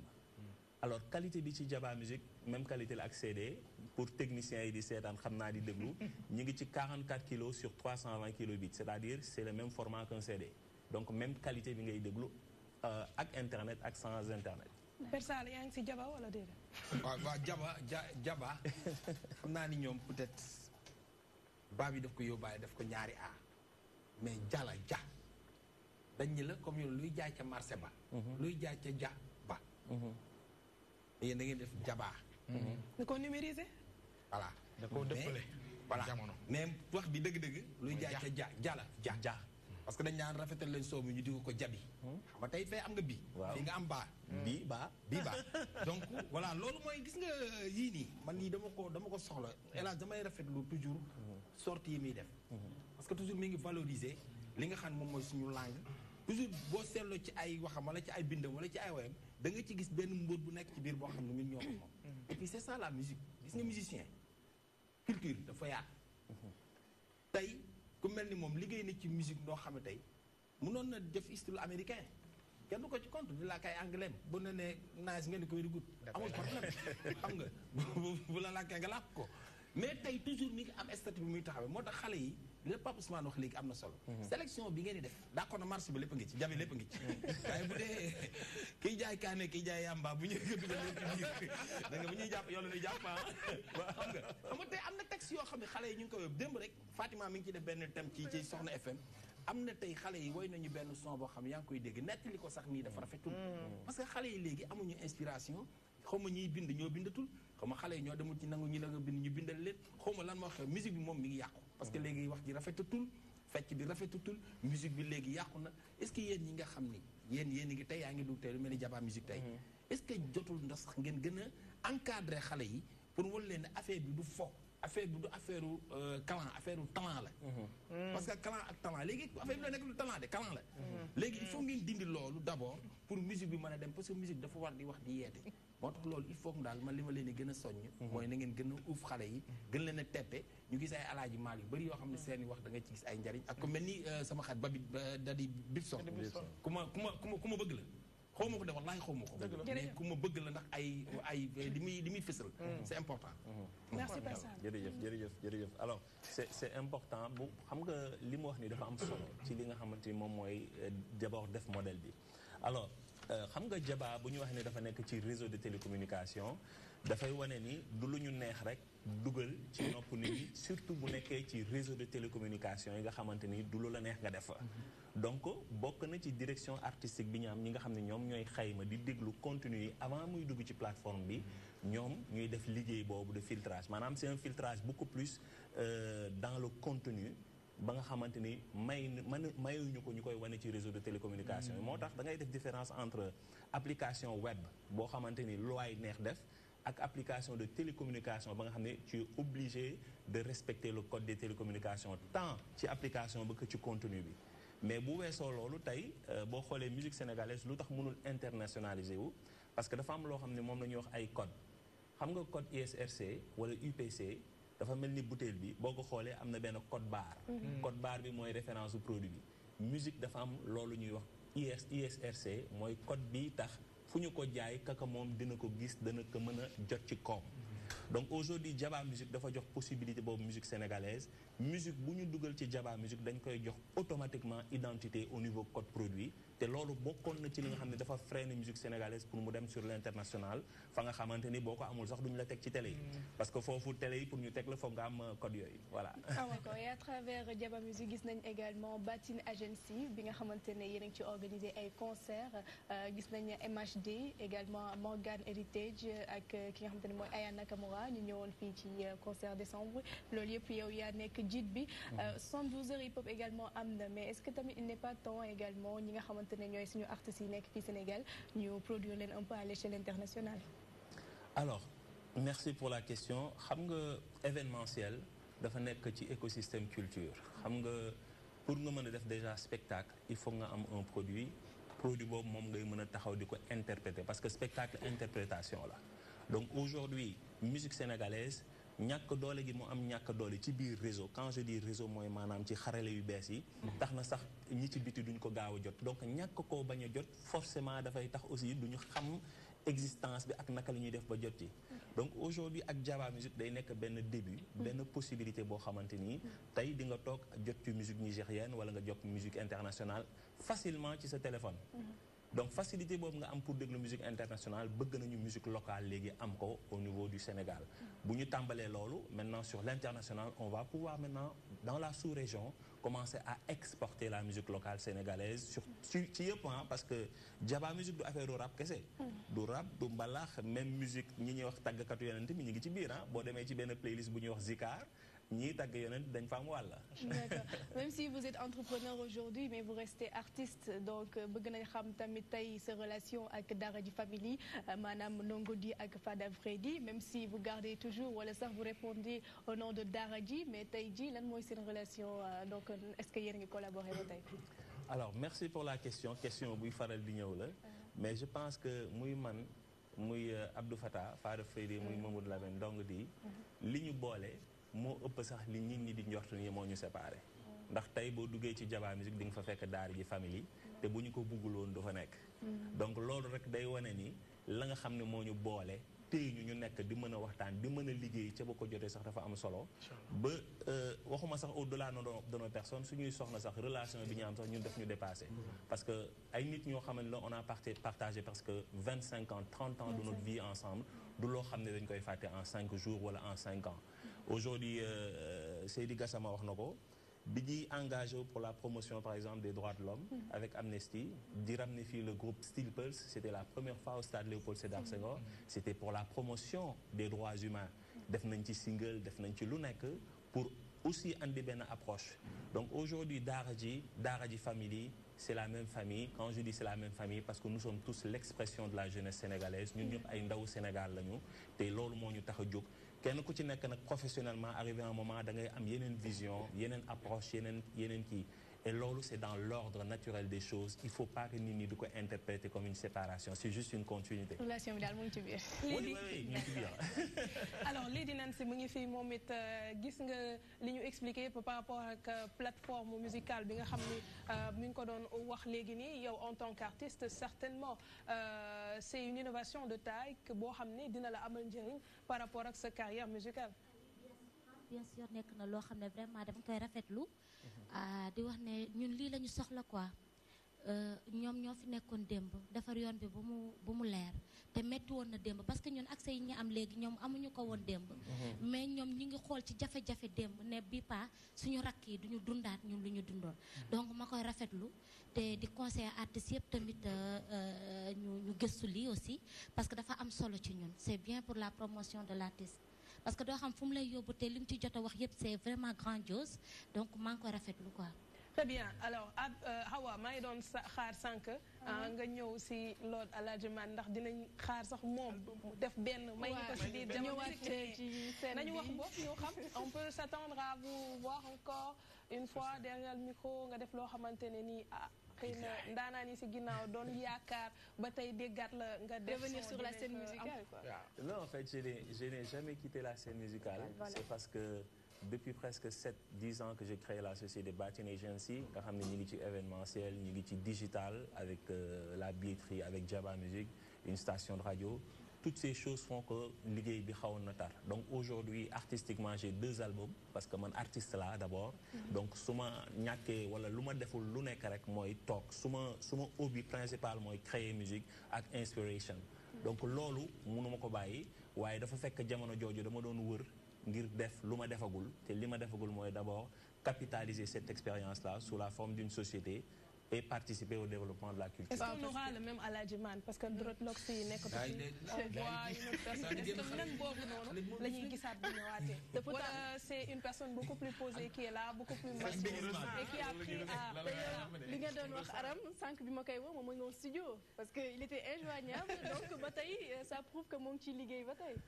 Ouais, mais bon, studio, en tout cas, j'ai une grande passion, au-delà même de la musique, de le faire. Techniquement, j'ai une passion, dans la technique, faut me faire que ma machine, filier, bagage. Donc, lors d'abord un hobby. Oui.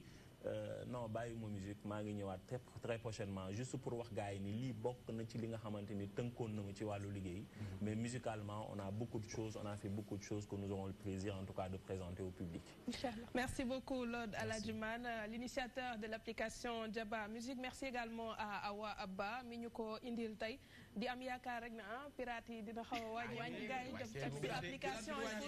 pour changer un peu on en a besoin. benn xale jaay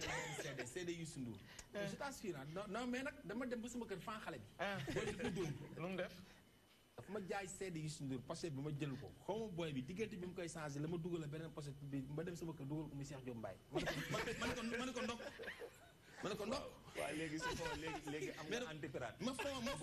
faa booy bi. ma ne ko bi lay yéeg nga yoxu yéeg kat. léegi boo duggee ci Jaba. Youssou Ndour a ngi fa.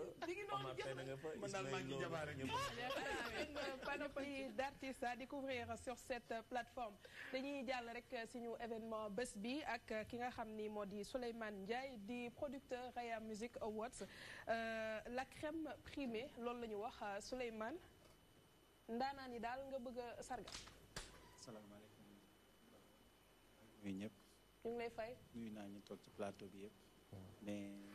di nuyu sama grand persa la. nga moom saa su nekk dañuy waxtaan ci raaya des trucs de mel noonu. D'accord. mais comme ni ñu koy waxee ni primer la crème non du primer la crème musique sénégalaise la carrément dans toute sa diversité culturelle. bu ñu nee Raya Music Awards Raya Music tënkuwul ci benn musique benn ci mbalax wala rap wala jazz wala folk musique yëpp la jël ba pare bu ñu demee ci loolu noonu nekkul loo xam ne da ngay jël rek ni non xale yi la ñu war a primer wala mag ñi la ñu war a primer ki nga xam ne parce que dafa am partie boo xam ne révélation de l'année la tudd c'est-à-dire ñi nga xam ne sax amaguñu album single lañ am bokk nañ ci Raya Music Awards donc parce que c'est différentes catégories. D'accord. Il y a le tube de l'année, clip de l'année, révélation de l'année, artiste de l'année et meilleur featuring de l'année. Et ñu doon yokkaat ci beneen catégorie bu bees muy meilleur chanteur religieux de l'année. Donc bàyyiwuñu kenn musique quoi la ñu tudd. loolu Alaaji moo lay inspiré sànq ba mu ne son religieux yi sax mu ngi ci application nga dugal ko sa raaya bi. non bokk fekkoon na mu bokk ci raaya bi ba pare. raaya day innové. ba pare lépp daf ci war a bokk. d'autant plus que képp kuy woy rek da ci bokk. En plus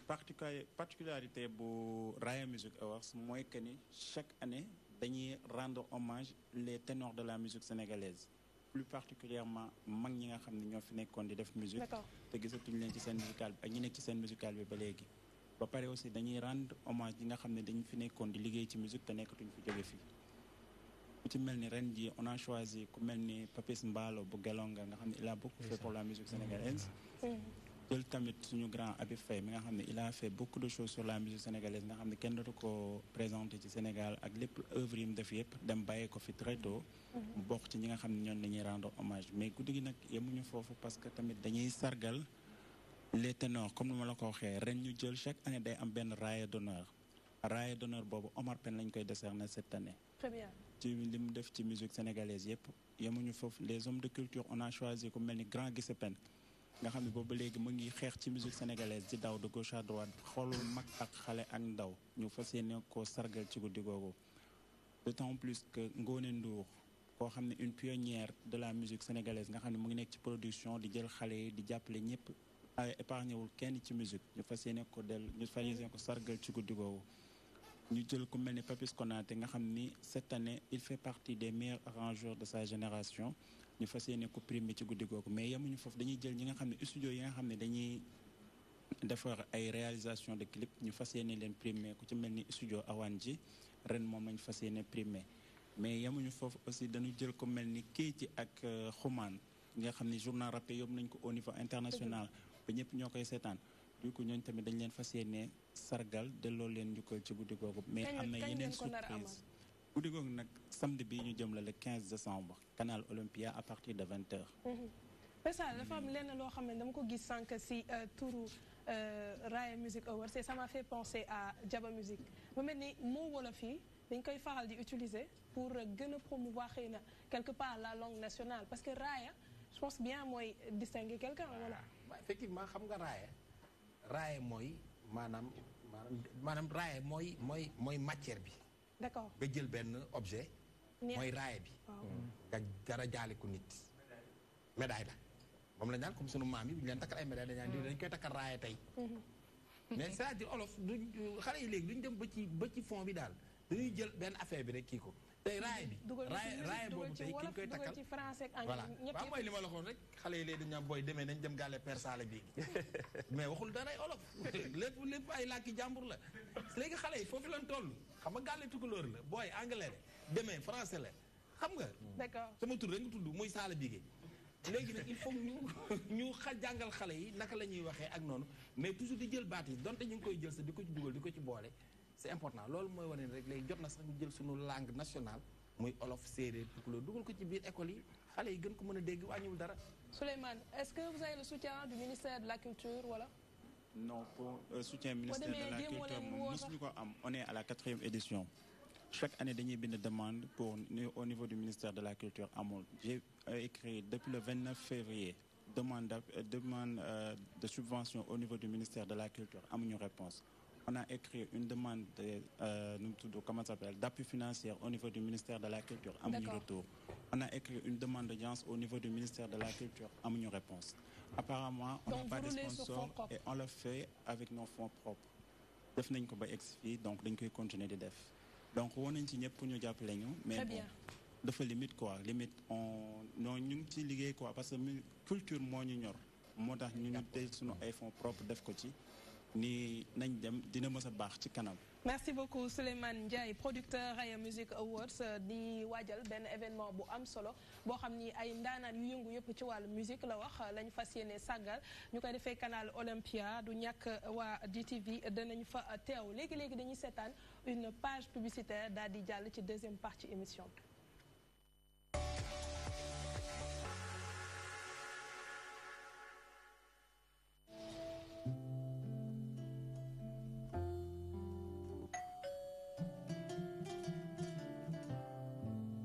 Bonjour madame. Bonjour. Comment vous allez? Je vais bien. Nous sommes les enquêteurs de Sénélec. Nous sommes ici dans le cadre de la campagne Jokko ak clients yi. Jokko ak clients yi? Attendez s'il vous plaît.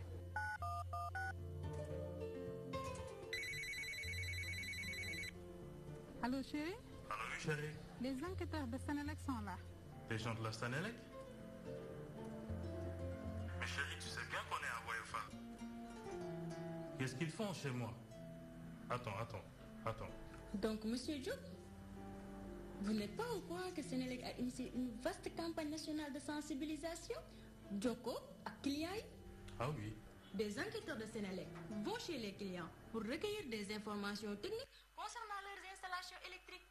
mais aussi d'identification. Ils relèvent les numéros de téléphone et prennent les adresses e-mail dans le but d'améliorer la qualité de service. Ces données permettront désormais aux clients de recevoir sa facture par mail, d'être informés des avis de travaux, de traitement de réclamation ou de demande d'information par SMS. Tout ça pour une meilleure prise en charge des clients. C'est une manière pour nous, clients, d'aider Sénélec à mieux nous servir. Il n'y a rien à craindre. Ok chérie, reçois-les. D'accord, bonne journée à toi. Entrez s'il vous plaît.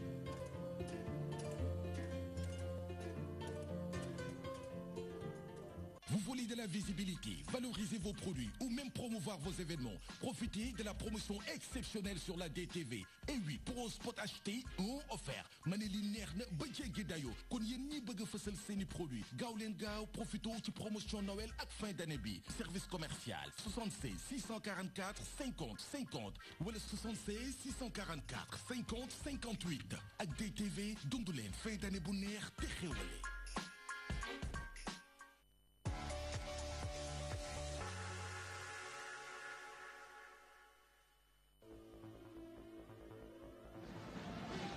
L'actualité sportive revient sur la DTV à travers votre émission Débrief. Tous les sports seront de rendez-vous. Le basketball, le football, le handball, l'athlétisme, les arts martiaux, bref, c'est tous les sports sur la DTV à travers votre émission Débrief. La saison 2018-2019 de la NBA arrive doucement mais sûrement et vous pouvez vivre les soirées chaudes de la NBA sur DTV. Une saison qui sera chaud et très chaud avec d'une part LeBron James du côté des Lakers mais également Stephen Curry du côté de Golden State épaulé par Kobe Bryant. La NBA, le meilleur du basket au monde, reprend sur la DTV. Des commentaires, des analyses, des reportages à suivre bien sûr lors des soirées show de la NBA. La NBA, c'est la magie du basketball mondial sur la magie de la télé. DTV.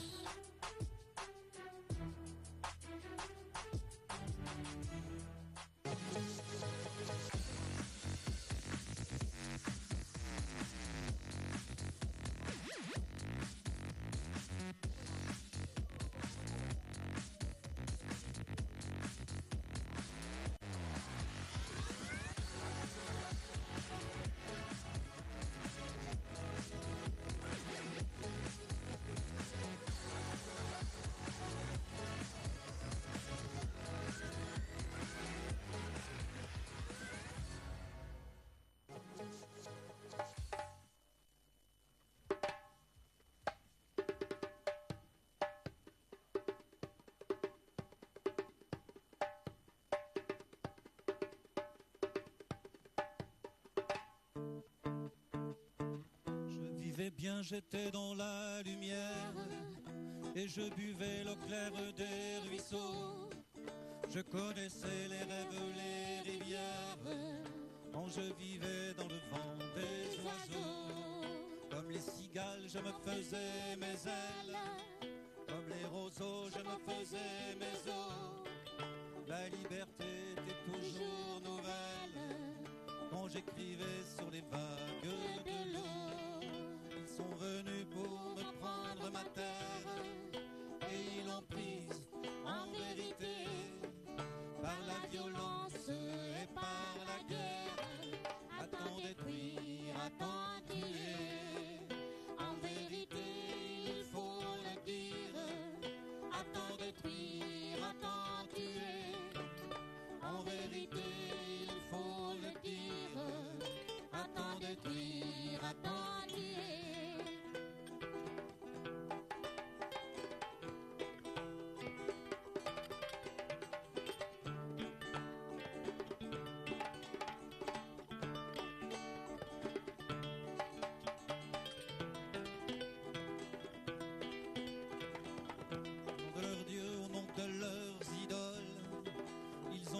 Des temples d'argent et d'or,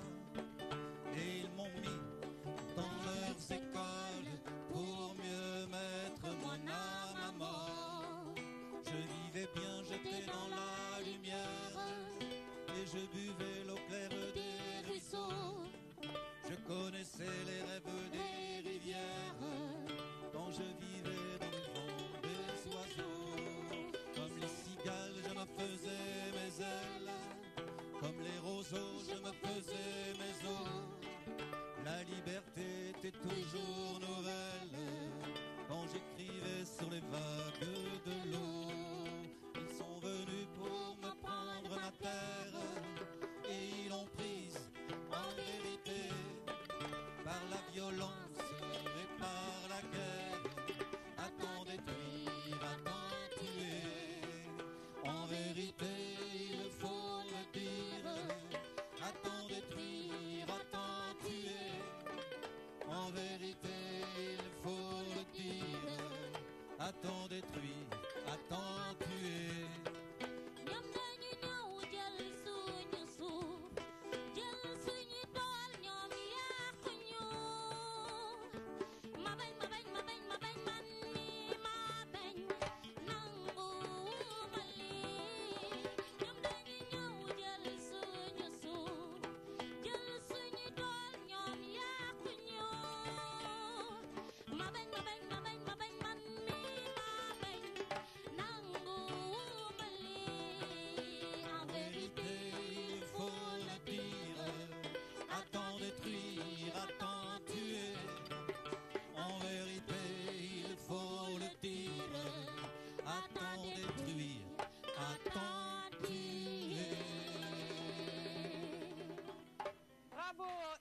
Lagarenne avec Lady Nancy, un titre que vous pouvez retrouver dans l'album La Voix est libre. mu di way bu am solo boo xam ni sànq gis nañ ko maa ngi gis si 23 titres ma ne waaw sama gars yi seen yaram tàng na macha allah 23 titres moom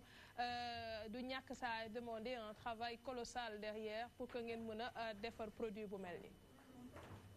Je laisse l'honneur à Eric pour qu'il puisse expliquer ça. La collaboration, comment ça s'est passé et pourquoi les 23 titres de l'album. Donc je te donne l'honneur, c'est la teranga sénégalaise, voilà. Merci. Eh bien, oui, la rencontre s'est faite il y a 3 ans grâce au manager de Lady Nancy. Donc je suis venu à Dakar faire une émission de radio, puis visiter un peu cette ville. D'accord. Et j'ai eu la chance de rencontrer Nancy dans un restaurant spectacle. Et j'ai entendu sa voix, elle était invitée par Pape Niang, c'est ça ? Pape Niang, oui. Exactement. Et j'ai entendu du talent dans sa voix. Très bien. Un message qui passait. Je l'ai invitée tout de suite à venir en France. Donc l'année 2016, ça a été sa première venue. Elle est venue en 2017 et en 2018. Et en 2017, on est venu faire l'enregistrement à Dakar. Donc voilà un petit peu résumé notre rencontre. Et le choix du titre de l'album, La Voix est libre. Les titres de l'album. Moi, j'aurais compris voix avec VOE, par exemple, pour parler du chemin, mais là, je vois que vous parlez de la voix en tant que... C'est la voix, l'expression. Voilà. Donc, ça veut dire aussi qu'on a des chansons engagées. Vous avez pu entendre à l'instant, c'est une chanson qui malheureusement est toujours au goût du jour. Oui. Elle a été écrite au départ en hommage aux Indiens d'Amérique, tout au moins ce qu'il en reste en ce moment. Mais cette chanson, j'ai eu beaucoup de succès avec en Tunisie, parce qu'il y a encore toujours des problèmes à Gaza et partout. Donc quand j'ai voulu faire ce disque avec Nancy, j'ai dit je vais la réorchestrer. J'avais la chance d'être à Dakar, donc je salue Nongo, qui a joué sur l'enregistrement, et puis notre ami choriste qui est parti. Et donc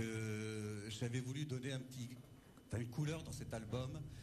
Je voulais pas chanter de la chanson française à texte sur du reggae, c'est pas trop le but, mais je voulais me servir des instruments locaux et puis de cette voix et des chœurs de Nancy et des duos aussi. Et ça nous permet maintenant de présenter en quelques mois, enfin on a déjà commencé un petit peu en France, mais on va faire quelque chose de plus grandiose parce que je ne suis pas un débutant non plus, ça va faire 30 ans que je chante l'année prochaine. Et vous avez également produit l'album? Voilà, j'ai également produit l'album, c'est mon 4e ou 5e, je ne sais plus exactement. D'accord. Mais ce que je veux dire, c'est que j'ai envie de faire une tournée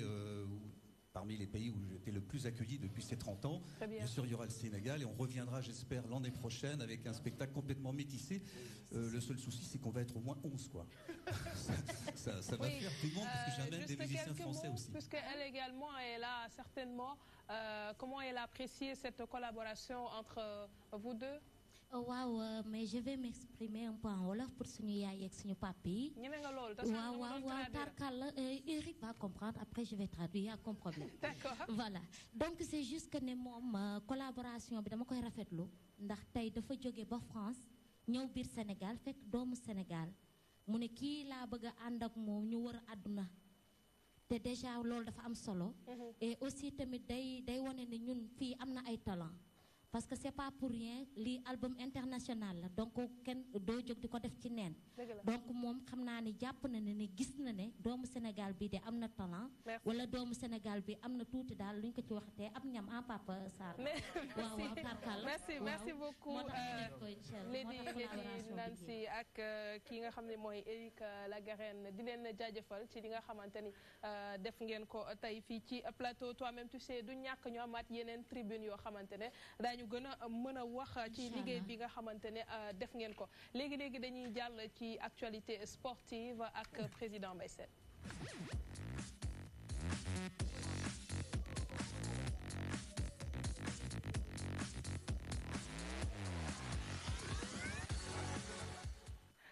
Mbaye Sène qui est avec nous et on vient d'apprendre que les Lions se sont qualifiés pour la finale. On parle de handball. Historique, elles se qualifient en même temps pour la finale et en plus pour la Coupe du Monde de handball. Elles l'ont réalisé, elles rentrent dans l'histoire. Les Lions se sont imposés 22-21. Machallah, aux Lions, félicitations au sport sénégalais. Très bien. En football local, 5e journée, les résultats et le classement. Les résultats, le classement, Stade de Mbour qui fait match nul face à Ndiambour 0-0. Gorée Dakar Sacré-Cœur aussi 2 buts partout. La Pikine qui bat Niary Tally Grand Dakar 3-0 et s'empare du fauteuil de leader. La Linguère de Saint-Louis qui bat Mbour Petite Côte 1-0. Douane Teungueth 1-1. Et actuellement se joue le match Sonacos Jaraaf. Et comme je l'ai dit tout à l'heure, Pikine est leader avec 11 points. Génération Foot 2e 9 points. Teungueth FC 3e avec 8 points. Et c'est Mbour Sonacos qui ferme la marche, 13e et 14e. Les championnats européens, Chelsea gagne le choc, Messi extraordinaire et Dortmund en taille patron. C'était à Stamford Bridge, les joueurs de Maurizio Sarri se sont imposés 2-0, un but de N'Golo Kanté et de David Luiz, deux joueurs qui ont certes des défenseurs, on n'a pas l'habitude de les voir marquer des buts, on a vu une occupation, que ça soit N'Golo Kanté, que ça soit Luis Suarez derrière, que ça autant pour moi David Luiz derrière, ou Rudiger, les défenseurs allemands, une très bonne occupation de terrain des joueurs de Maurizio Sarri. On a compris pourquoi. C'est la première fois que les joueurs de Pep Guardiola se font battre en Angleterre 2-0 et ça profite à Liverpool de Mohamed Salah qui a mis un triplé. Il file tout droit vers son deuxième ballon d'or d'affilée. Bravo à Chelsea. Et pour revenir du côté de Manchester, du Football Club de Barcelone, Lionel Messi, toujours égal à lui-même, le natif de Rosario, a mis 2 coups francs à lui seul. Il a 19 buts. li mu def keneen koo xamante yeneen joueurs yoo xamante ne defañ ko ci yeneen 5 grands championnats yi Lionel Messi qui s'impose moom kese sax la laay parce que il a été à l'origine du 3e et du 4e but moom à lui seul il a gagné l'Espagnol de Barcelone c'était un derby catalan et pour terminer le Borussia Dortmund de Lucien Favre l'ancien de Nice l'ancien aussi entraîneur de cette équipe en Allemagne a permis kii nga xam tamit Borussia Dortmund nekk une équipe invincible en Allemagne bravo aux jaunes et noirs. Et bravo à vous également Mbaye Sène parce que man boo nekkee si plateau bi dafay kontaan gars yi yëpp ay kontaan parce que ku ci nekk si ñoom dañ siy jàng lu bees juste dire que la page sport dañ ko xaw a raccourcir ndax man maa lekk temps wu sama président donc bu ngeen ko bëggee découvrir avec le reste en tout cas pour yeneen discipline yëpp vous pouvez aller sur Sport Inter du ñàkk ngeen am fa li gën a leer ci wàllu xibaaru internet bi ñu jàll léegi ci berger TMTC.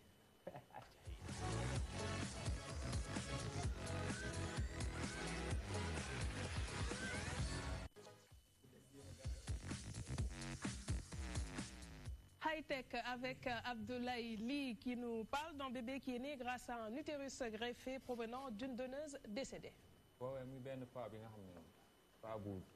ngande la bi nga xamante ni actuellement médecine teg na ko en complicité avec la technologie donc ça s'est passé en Brésil donc le 15 décembre bii passé la benn bébé judd foofu parce que am na ay anomalies yi nga xamante ni souvent dañ koy remarquer ci yenn jigéen yi syndrome bi moom la ñuy woowee MRKH. Donc c'est en anglais Mayer-Rokitansky Kuster-Host. Bon, voilà. Il faut retenir que voilà, MRKS. Donc, muy benn greffe bi nga xamante ni d'habitude dañ doon greffe ay utérus ci jigéen. Utérus nag yaakaar naa jigéen ñi sax ñoom a gën a nekk en mesure de l'expliquer. Donc mooy li nga xamante ni mooy tax jigéen di am jur. Donc am na ay jigéen yoo xam ne dañuy judd naturellement sans ñu am ko. Donc européens yi ñoom réussir nañ di def ay implant utérus mais dafay fekk mu nekk ay donneurs yi nga xamante ni c'est des donneuses vivantes donc mais bii dañoo ji nit ku dee ko nga xamante ni elle a 45 ans elle souffrait d'AVC donc ñu jël utérusam malgré mu ngi dee ñu implanté ko ci benn xale bu jigéen bi nga xamante ni amul woon utérus donc après cela 3 semaines après ñu remarqué ne règles yi commencé na génn normalement donc ñu jël benn embryon bi nga xamante ni dañ ko congelé woon implanté ko ci moom donc quelque temps après bébé bi judd donc bébé bi judd na actuellement mi ngi doxee ay soxla muy pas bi nga xam ne c'est un avancé bu extraordinaire en médecine et c'est grâce à la technologie donc muy lu ñuy saluer. Heureusement ba nga équilibré dans le genre parce que gis naa nga ne infertilité du masculin les ondes électromagnétiques mises en cause. waaw infertilité masculine mooy yooma alaaji ci kii mooy ngóoro bu wàññeeku muy li nga xamante ni actuellement on a remarqué que en France dañoo remarqué 1 personne sur 10 dañuy dem ci hôpitaux yi ñoom ñëpp ñuy xool naan seen ndoxu ndigg yi léegi dafa wàññeeku donc après am ay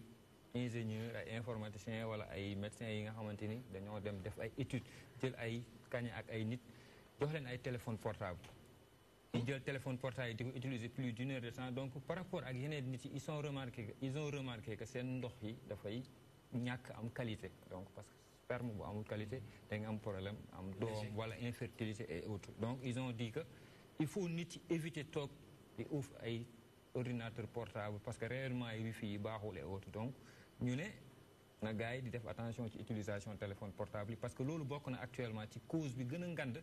après le tabac et l'alcool ci li nga xamante ni dafay causer góor ñi di yoom wala bokk seen puissance sexuelle du gën a bëri donc may ñaax nit ñi tamit ñu wàññi utilisation téléphone portable yi di wàññi di nekk ci environnement yi nga xamante ni dafay bëri ay rayonnement wifi yu fay nekk wala bokk électromagnétique parce que dafay agir parce que man mus naa liggéey ci télécommunication avant ma doon liggéey ci informatique dañu doon wax soo leen di def pointage les faisceaux hertziens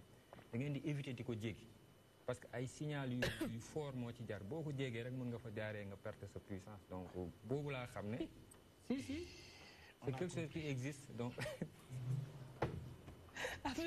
on n'a pas dit le contraire moo ko taal moo ko fay yow yaa ko taal yaa ko fay il faut dama gis nit ñi ils ont l'habitude d'utiliser seen ordinateur di ko teg seen diggante tànk yi mu fay def ay heures et des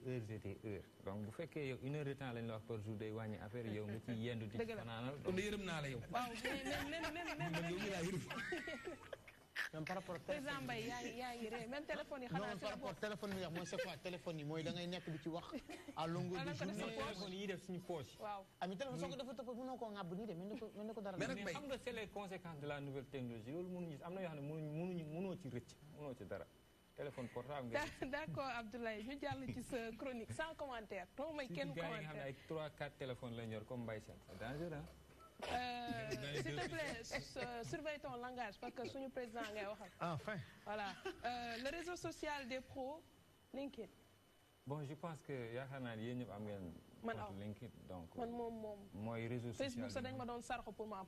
waaw parce que c'est tout moom man dama koy woowee le contraire de Facebook parce que foofu y a que du sérieux mooy réseau social bi nga xamante ni ay professionnels de l'entreprise ñoo fay daje souvent am na ñi nga xamante ni sax am nañ liggéey grâce à LinkedIn man mii di LinkedIn man mii di wax ak yow donc am naa fa ay marché yu bëri yi nga xamante ni c'est grâce ak ay publications yu may def grâce ay articles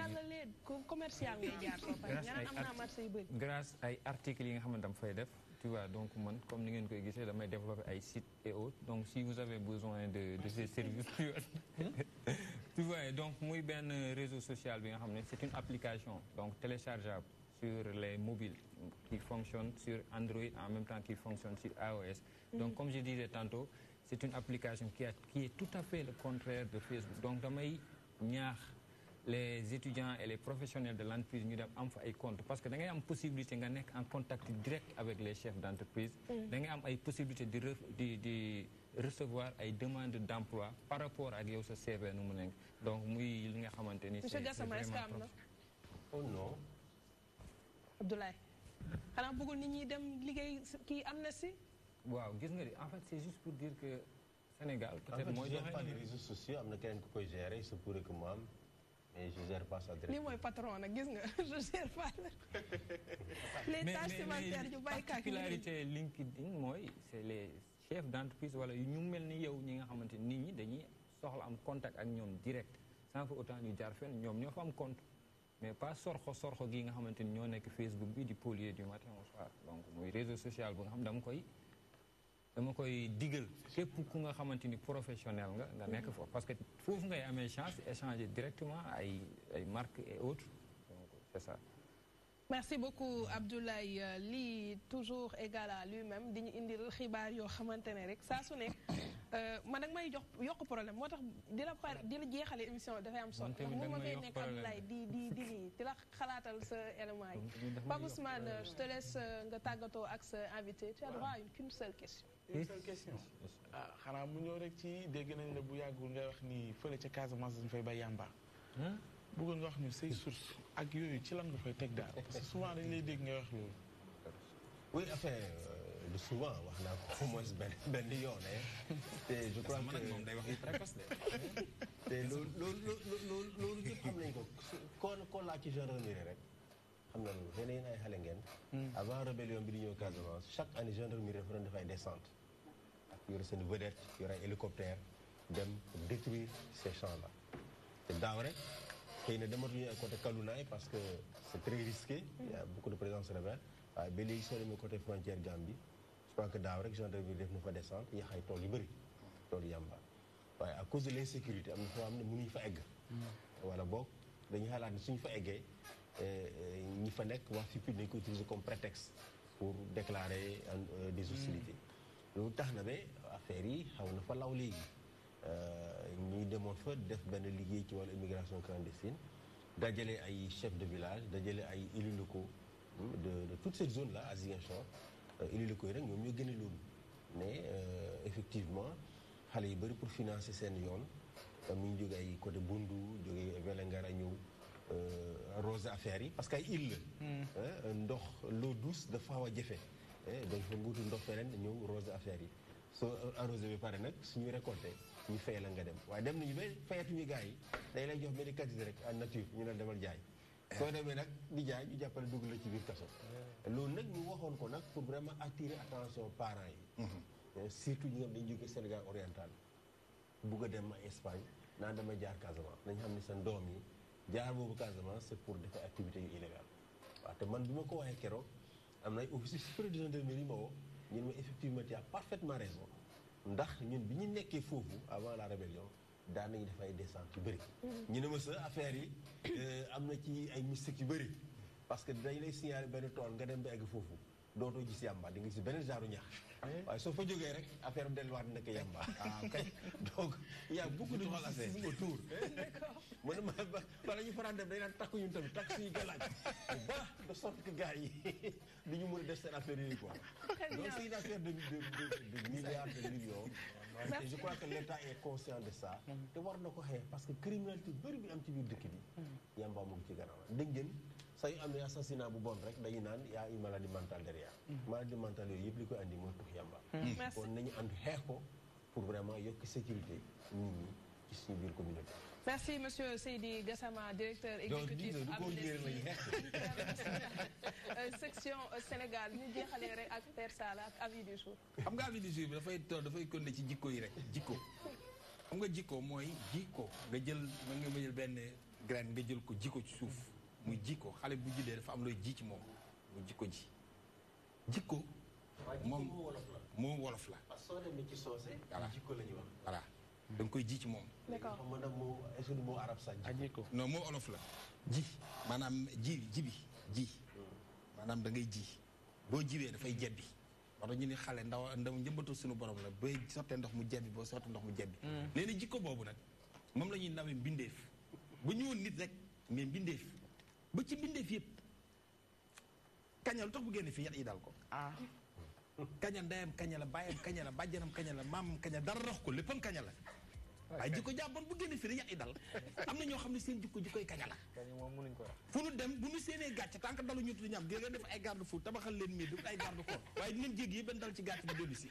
yàlla yàlla mu seen jikko ji bon. jërëjëf Père Sala yàlla yàlla musal kon ci jikko ji bon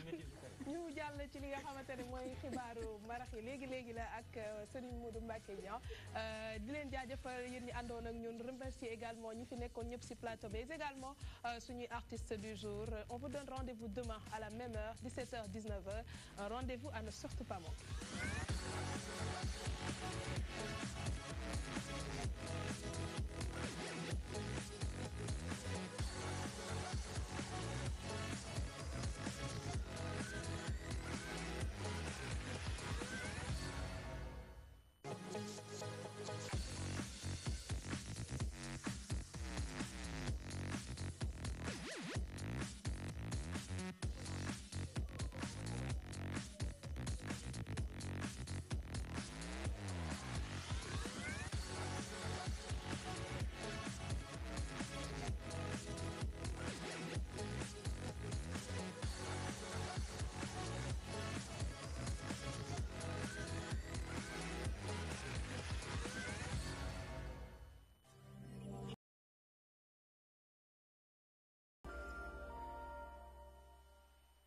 Vous voulez de la visibilité, valoriser vos produits ou même promouvoir vos événements. Profitez de la promotion exceptionnelle sur la DTV. Et oui, pour un spot acheté ou offert. Maneli Nerne, Badjé Dayo, kon yen ñi bëgg fësal seeni produits. Gaaw leen gaaw, profitons ci promotion Noël ak fin d'année bi. Service commercial 76 644 50 50 wala 76 644 50 58. Ak DTV, dundu leen fin d'année bu neex te xewale.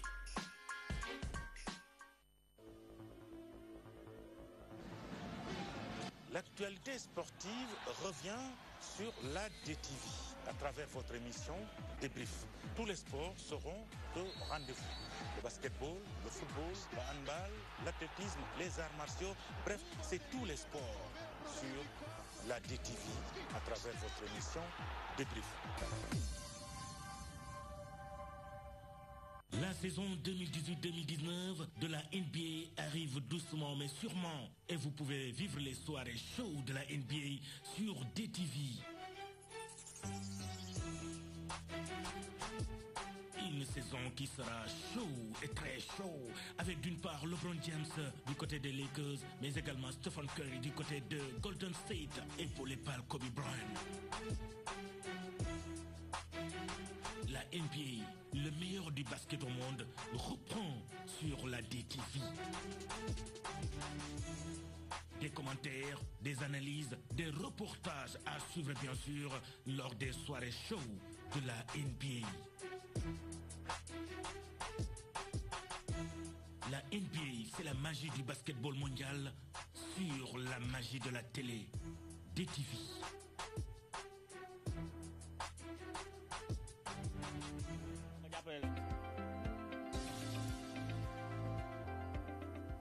Damier. Et oui, elle est enfin de retour. L'émission éducative Sun Campus revient de plus belle avec une nouvelle saison de feu agrémentée de nouvelles rubriques. Vous êtes institut, école de formation ou université, vous voulez faire la promotion de votre événement, n'hésitez pas à nous joindre. Alors, avec DTV, dans Sun Campus, l'enseignement supérieur et la formation professionnelle ont désormais leur émission.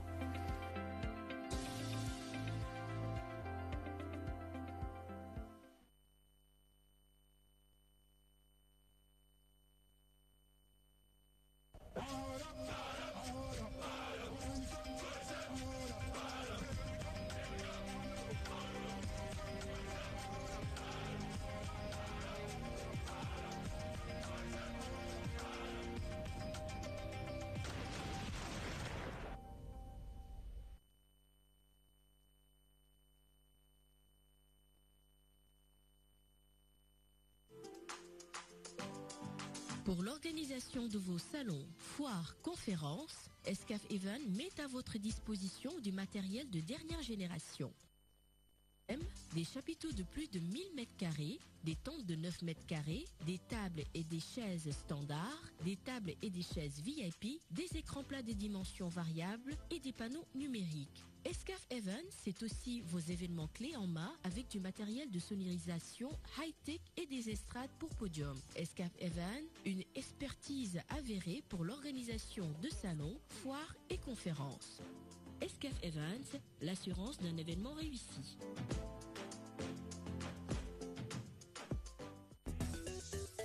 Application DTV. La magie de la télé vous suit partout dans le monde avec son nouveau service disponible sur les supports Windows, iOS, iPhone, Android et tablettes. La DTV sous vos yeux partout à tout instant. Avec la DTV, vivez la magie de la télé.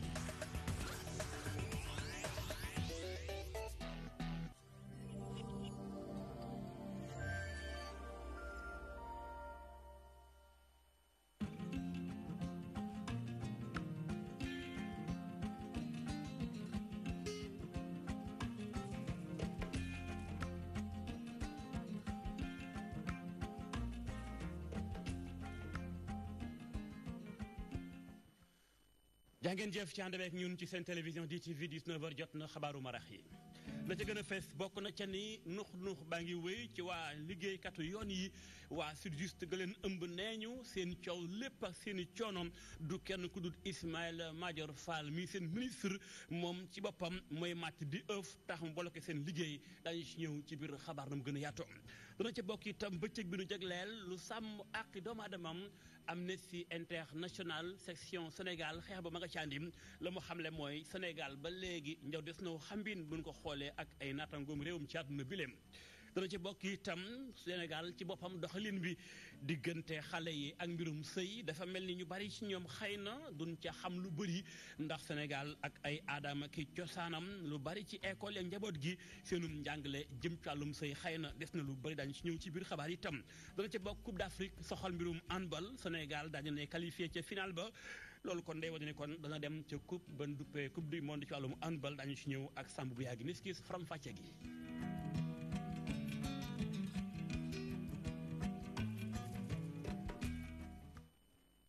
mbokk yi asalaamaaleykum wa rahmatullah ñuy tàmbali xabaaru marax yi jëm ci wàllum yoon gerew ba ñu nekk boobaak léegi waa SYTJUST mooy syndicat bi ëmb ñu liggéey daan seen doole ci yoon ñoo mer ba fut tax ñu ba nga seen loxoy fan boobaak léegi la ñu xamle mooy ministre bi dénk justice Ismaïla Madior Fall lu jég njaak moom mooy njaak moom ci boppam daal mooy màtti di ëf day wax lii dem ca président waxaat fa leneen luy tax ba ñoom boobaak léegi seen aw naqar mënta am saafara lii moo tax ñu ni seen bool mu ñu kaay fees na ndaje man ci wate woon Ndeye Fatim Lo fekke woon na ko reportage bay neex bumba dog ñi xaatimoon sax ab déggoo ak nguur gi wante SYTJUST lu mu gis moo di seen ministre bëggul ñu saafaraal seeni jafe-jafe syndicat bi di ñaawlu li ni mel amoon nañ ci waxtaan ba am ci yaakaar sunu ministre bi fi nekkoon Sidiki Kaba defoon ci ay jéego yu baax waaye Ismaïla Madior ba mu ñëwee ba tey mi ngi ñuy yàqal mi ngi ñuy xañ dund mi ngi bëgg a yàq sunu àdduna ni ko ñëpp xamee noonu maanaam li ñu nar a ñàkk yëpp biir ministère de la justice Ismaïla Madior Fall moo ñuy teg tiis yooyu ak li olof di wax buur aayul dag yaa aay. tey jii ñuy woo njiitu réew mi ngir mu respecté ay kàddoom li ni mel dina tax ba liggéeykatu justice yi am ay conditions liggéey yu mucc ayib. ministre de la justice saa bu ñu waxee ak moom saa bu ñu demee gis ay waxi nax la ñu lay ñaan yow mi nga xam ne yow la ñu jàkkaarloo le 4 avril le 5 avril au lendemain de la fête de l'indépendance nga war ñu kanamu gor kanamu kilifa monsieur le président de la république ñu ngi lay ñaan ñeenti dig yooyu nga ñu digoon nga sàmm ko ba ñu jot ko loolu dong la ñu am lay ñaan ndax gor ca wax ja te gëm nañu gor nga gëm nañu garbe nga gëm nañu yaaram nga. c'est juste moom nag bokk na ci njaxtoom ñu yokkal ko assiette fonds commun am ak it bu dëkkuwaay yi boole ko terrain. plan de carrière mooy suñuy payoor ñu yokk ko suñu fonds commun mu nekk loo xam day dëgëral suñu payoor ñeenteel bi mooy li ñuy wax assiette foncière maanaam ay suuf yu ñuy jox pour ñun travailleurs de la justice ñu am kër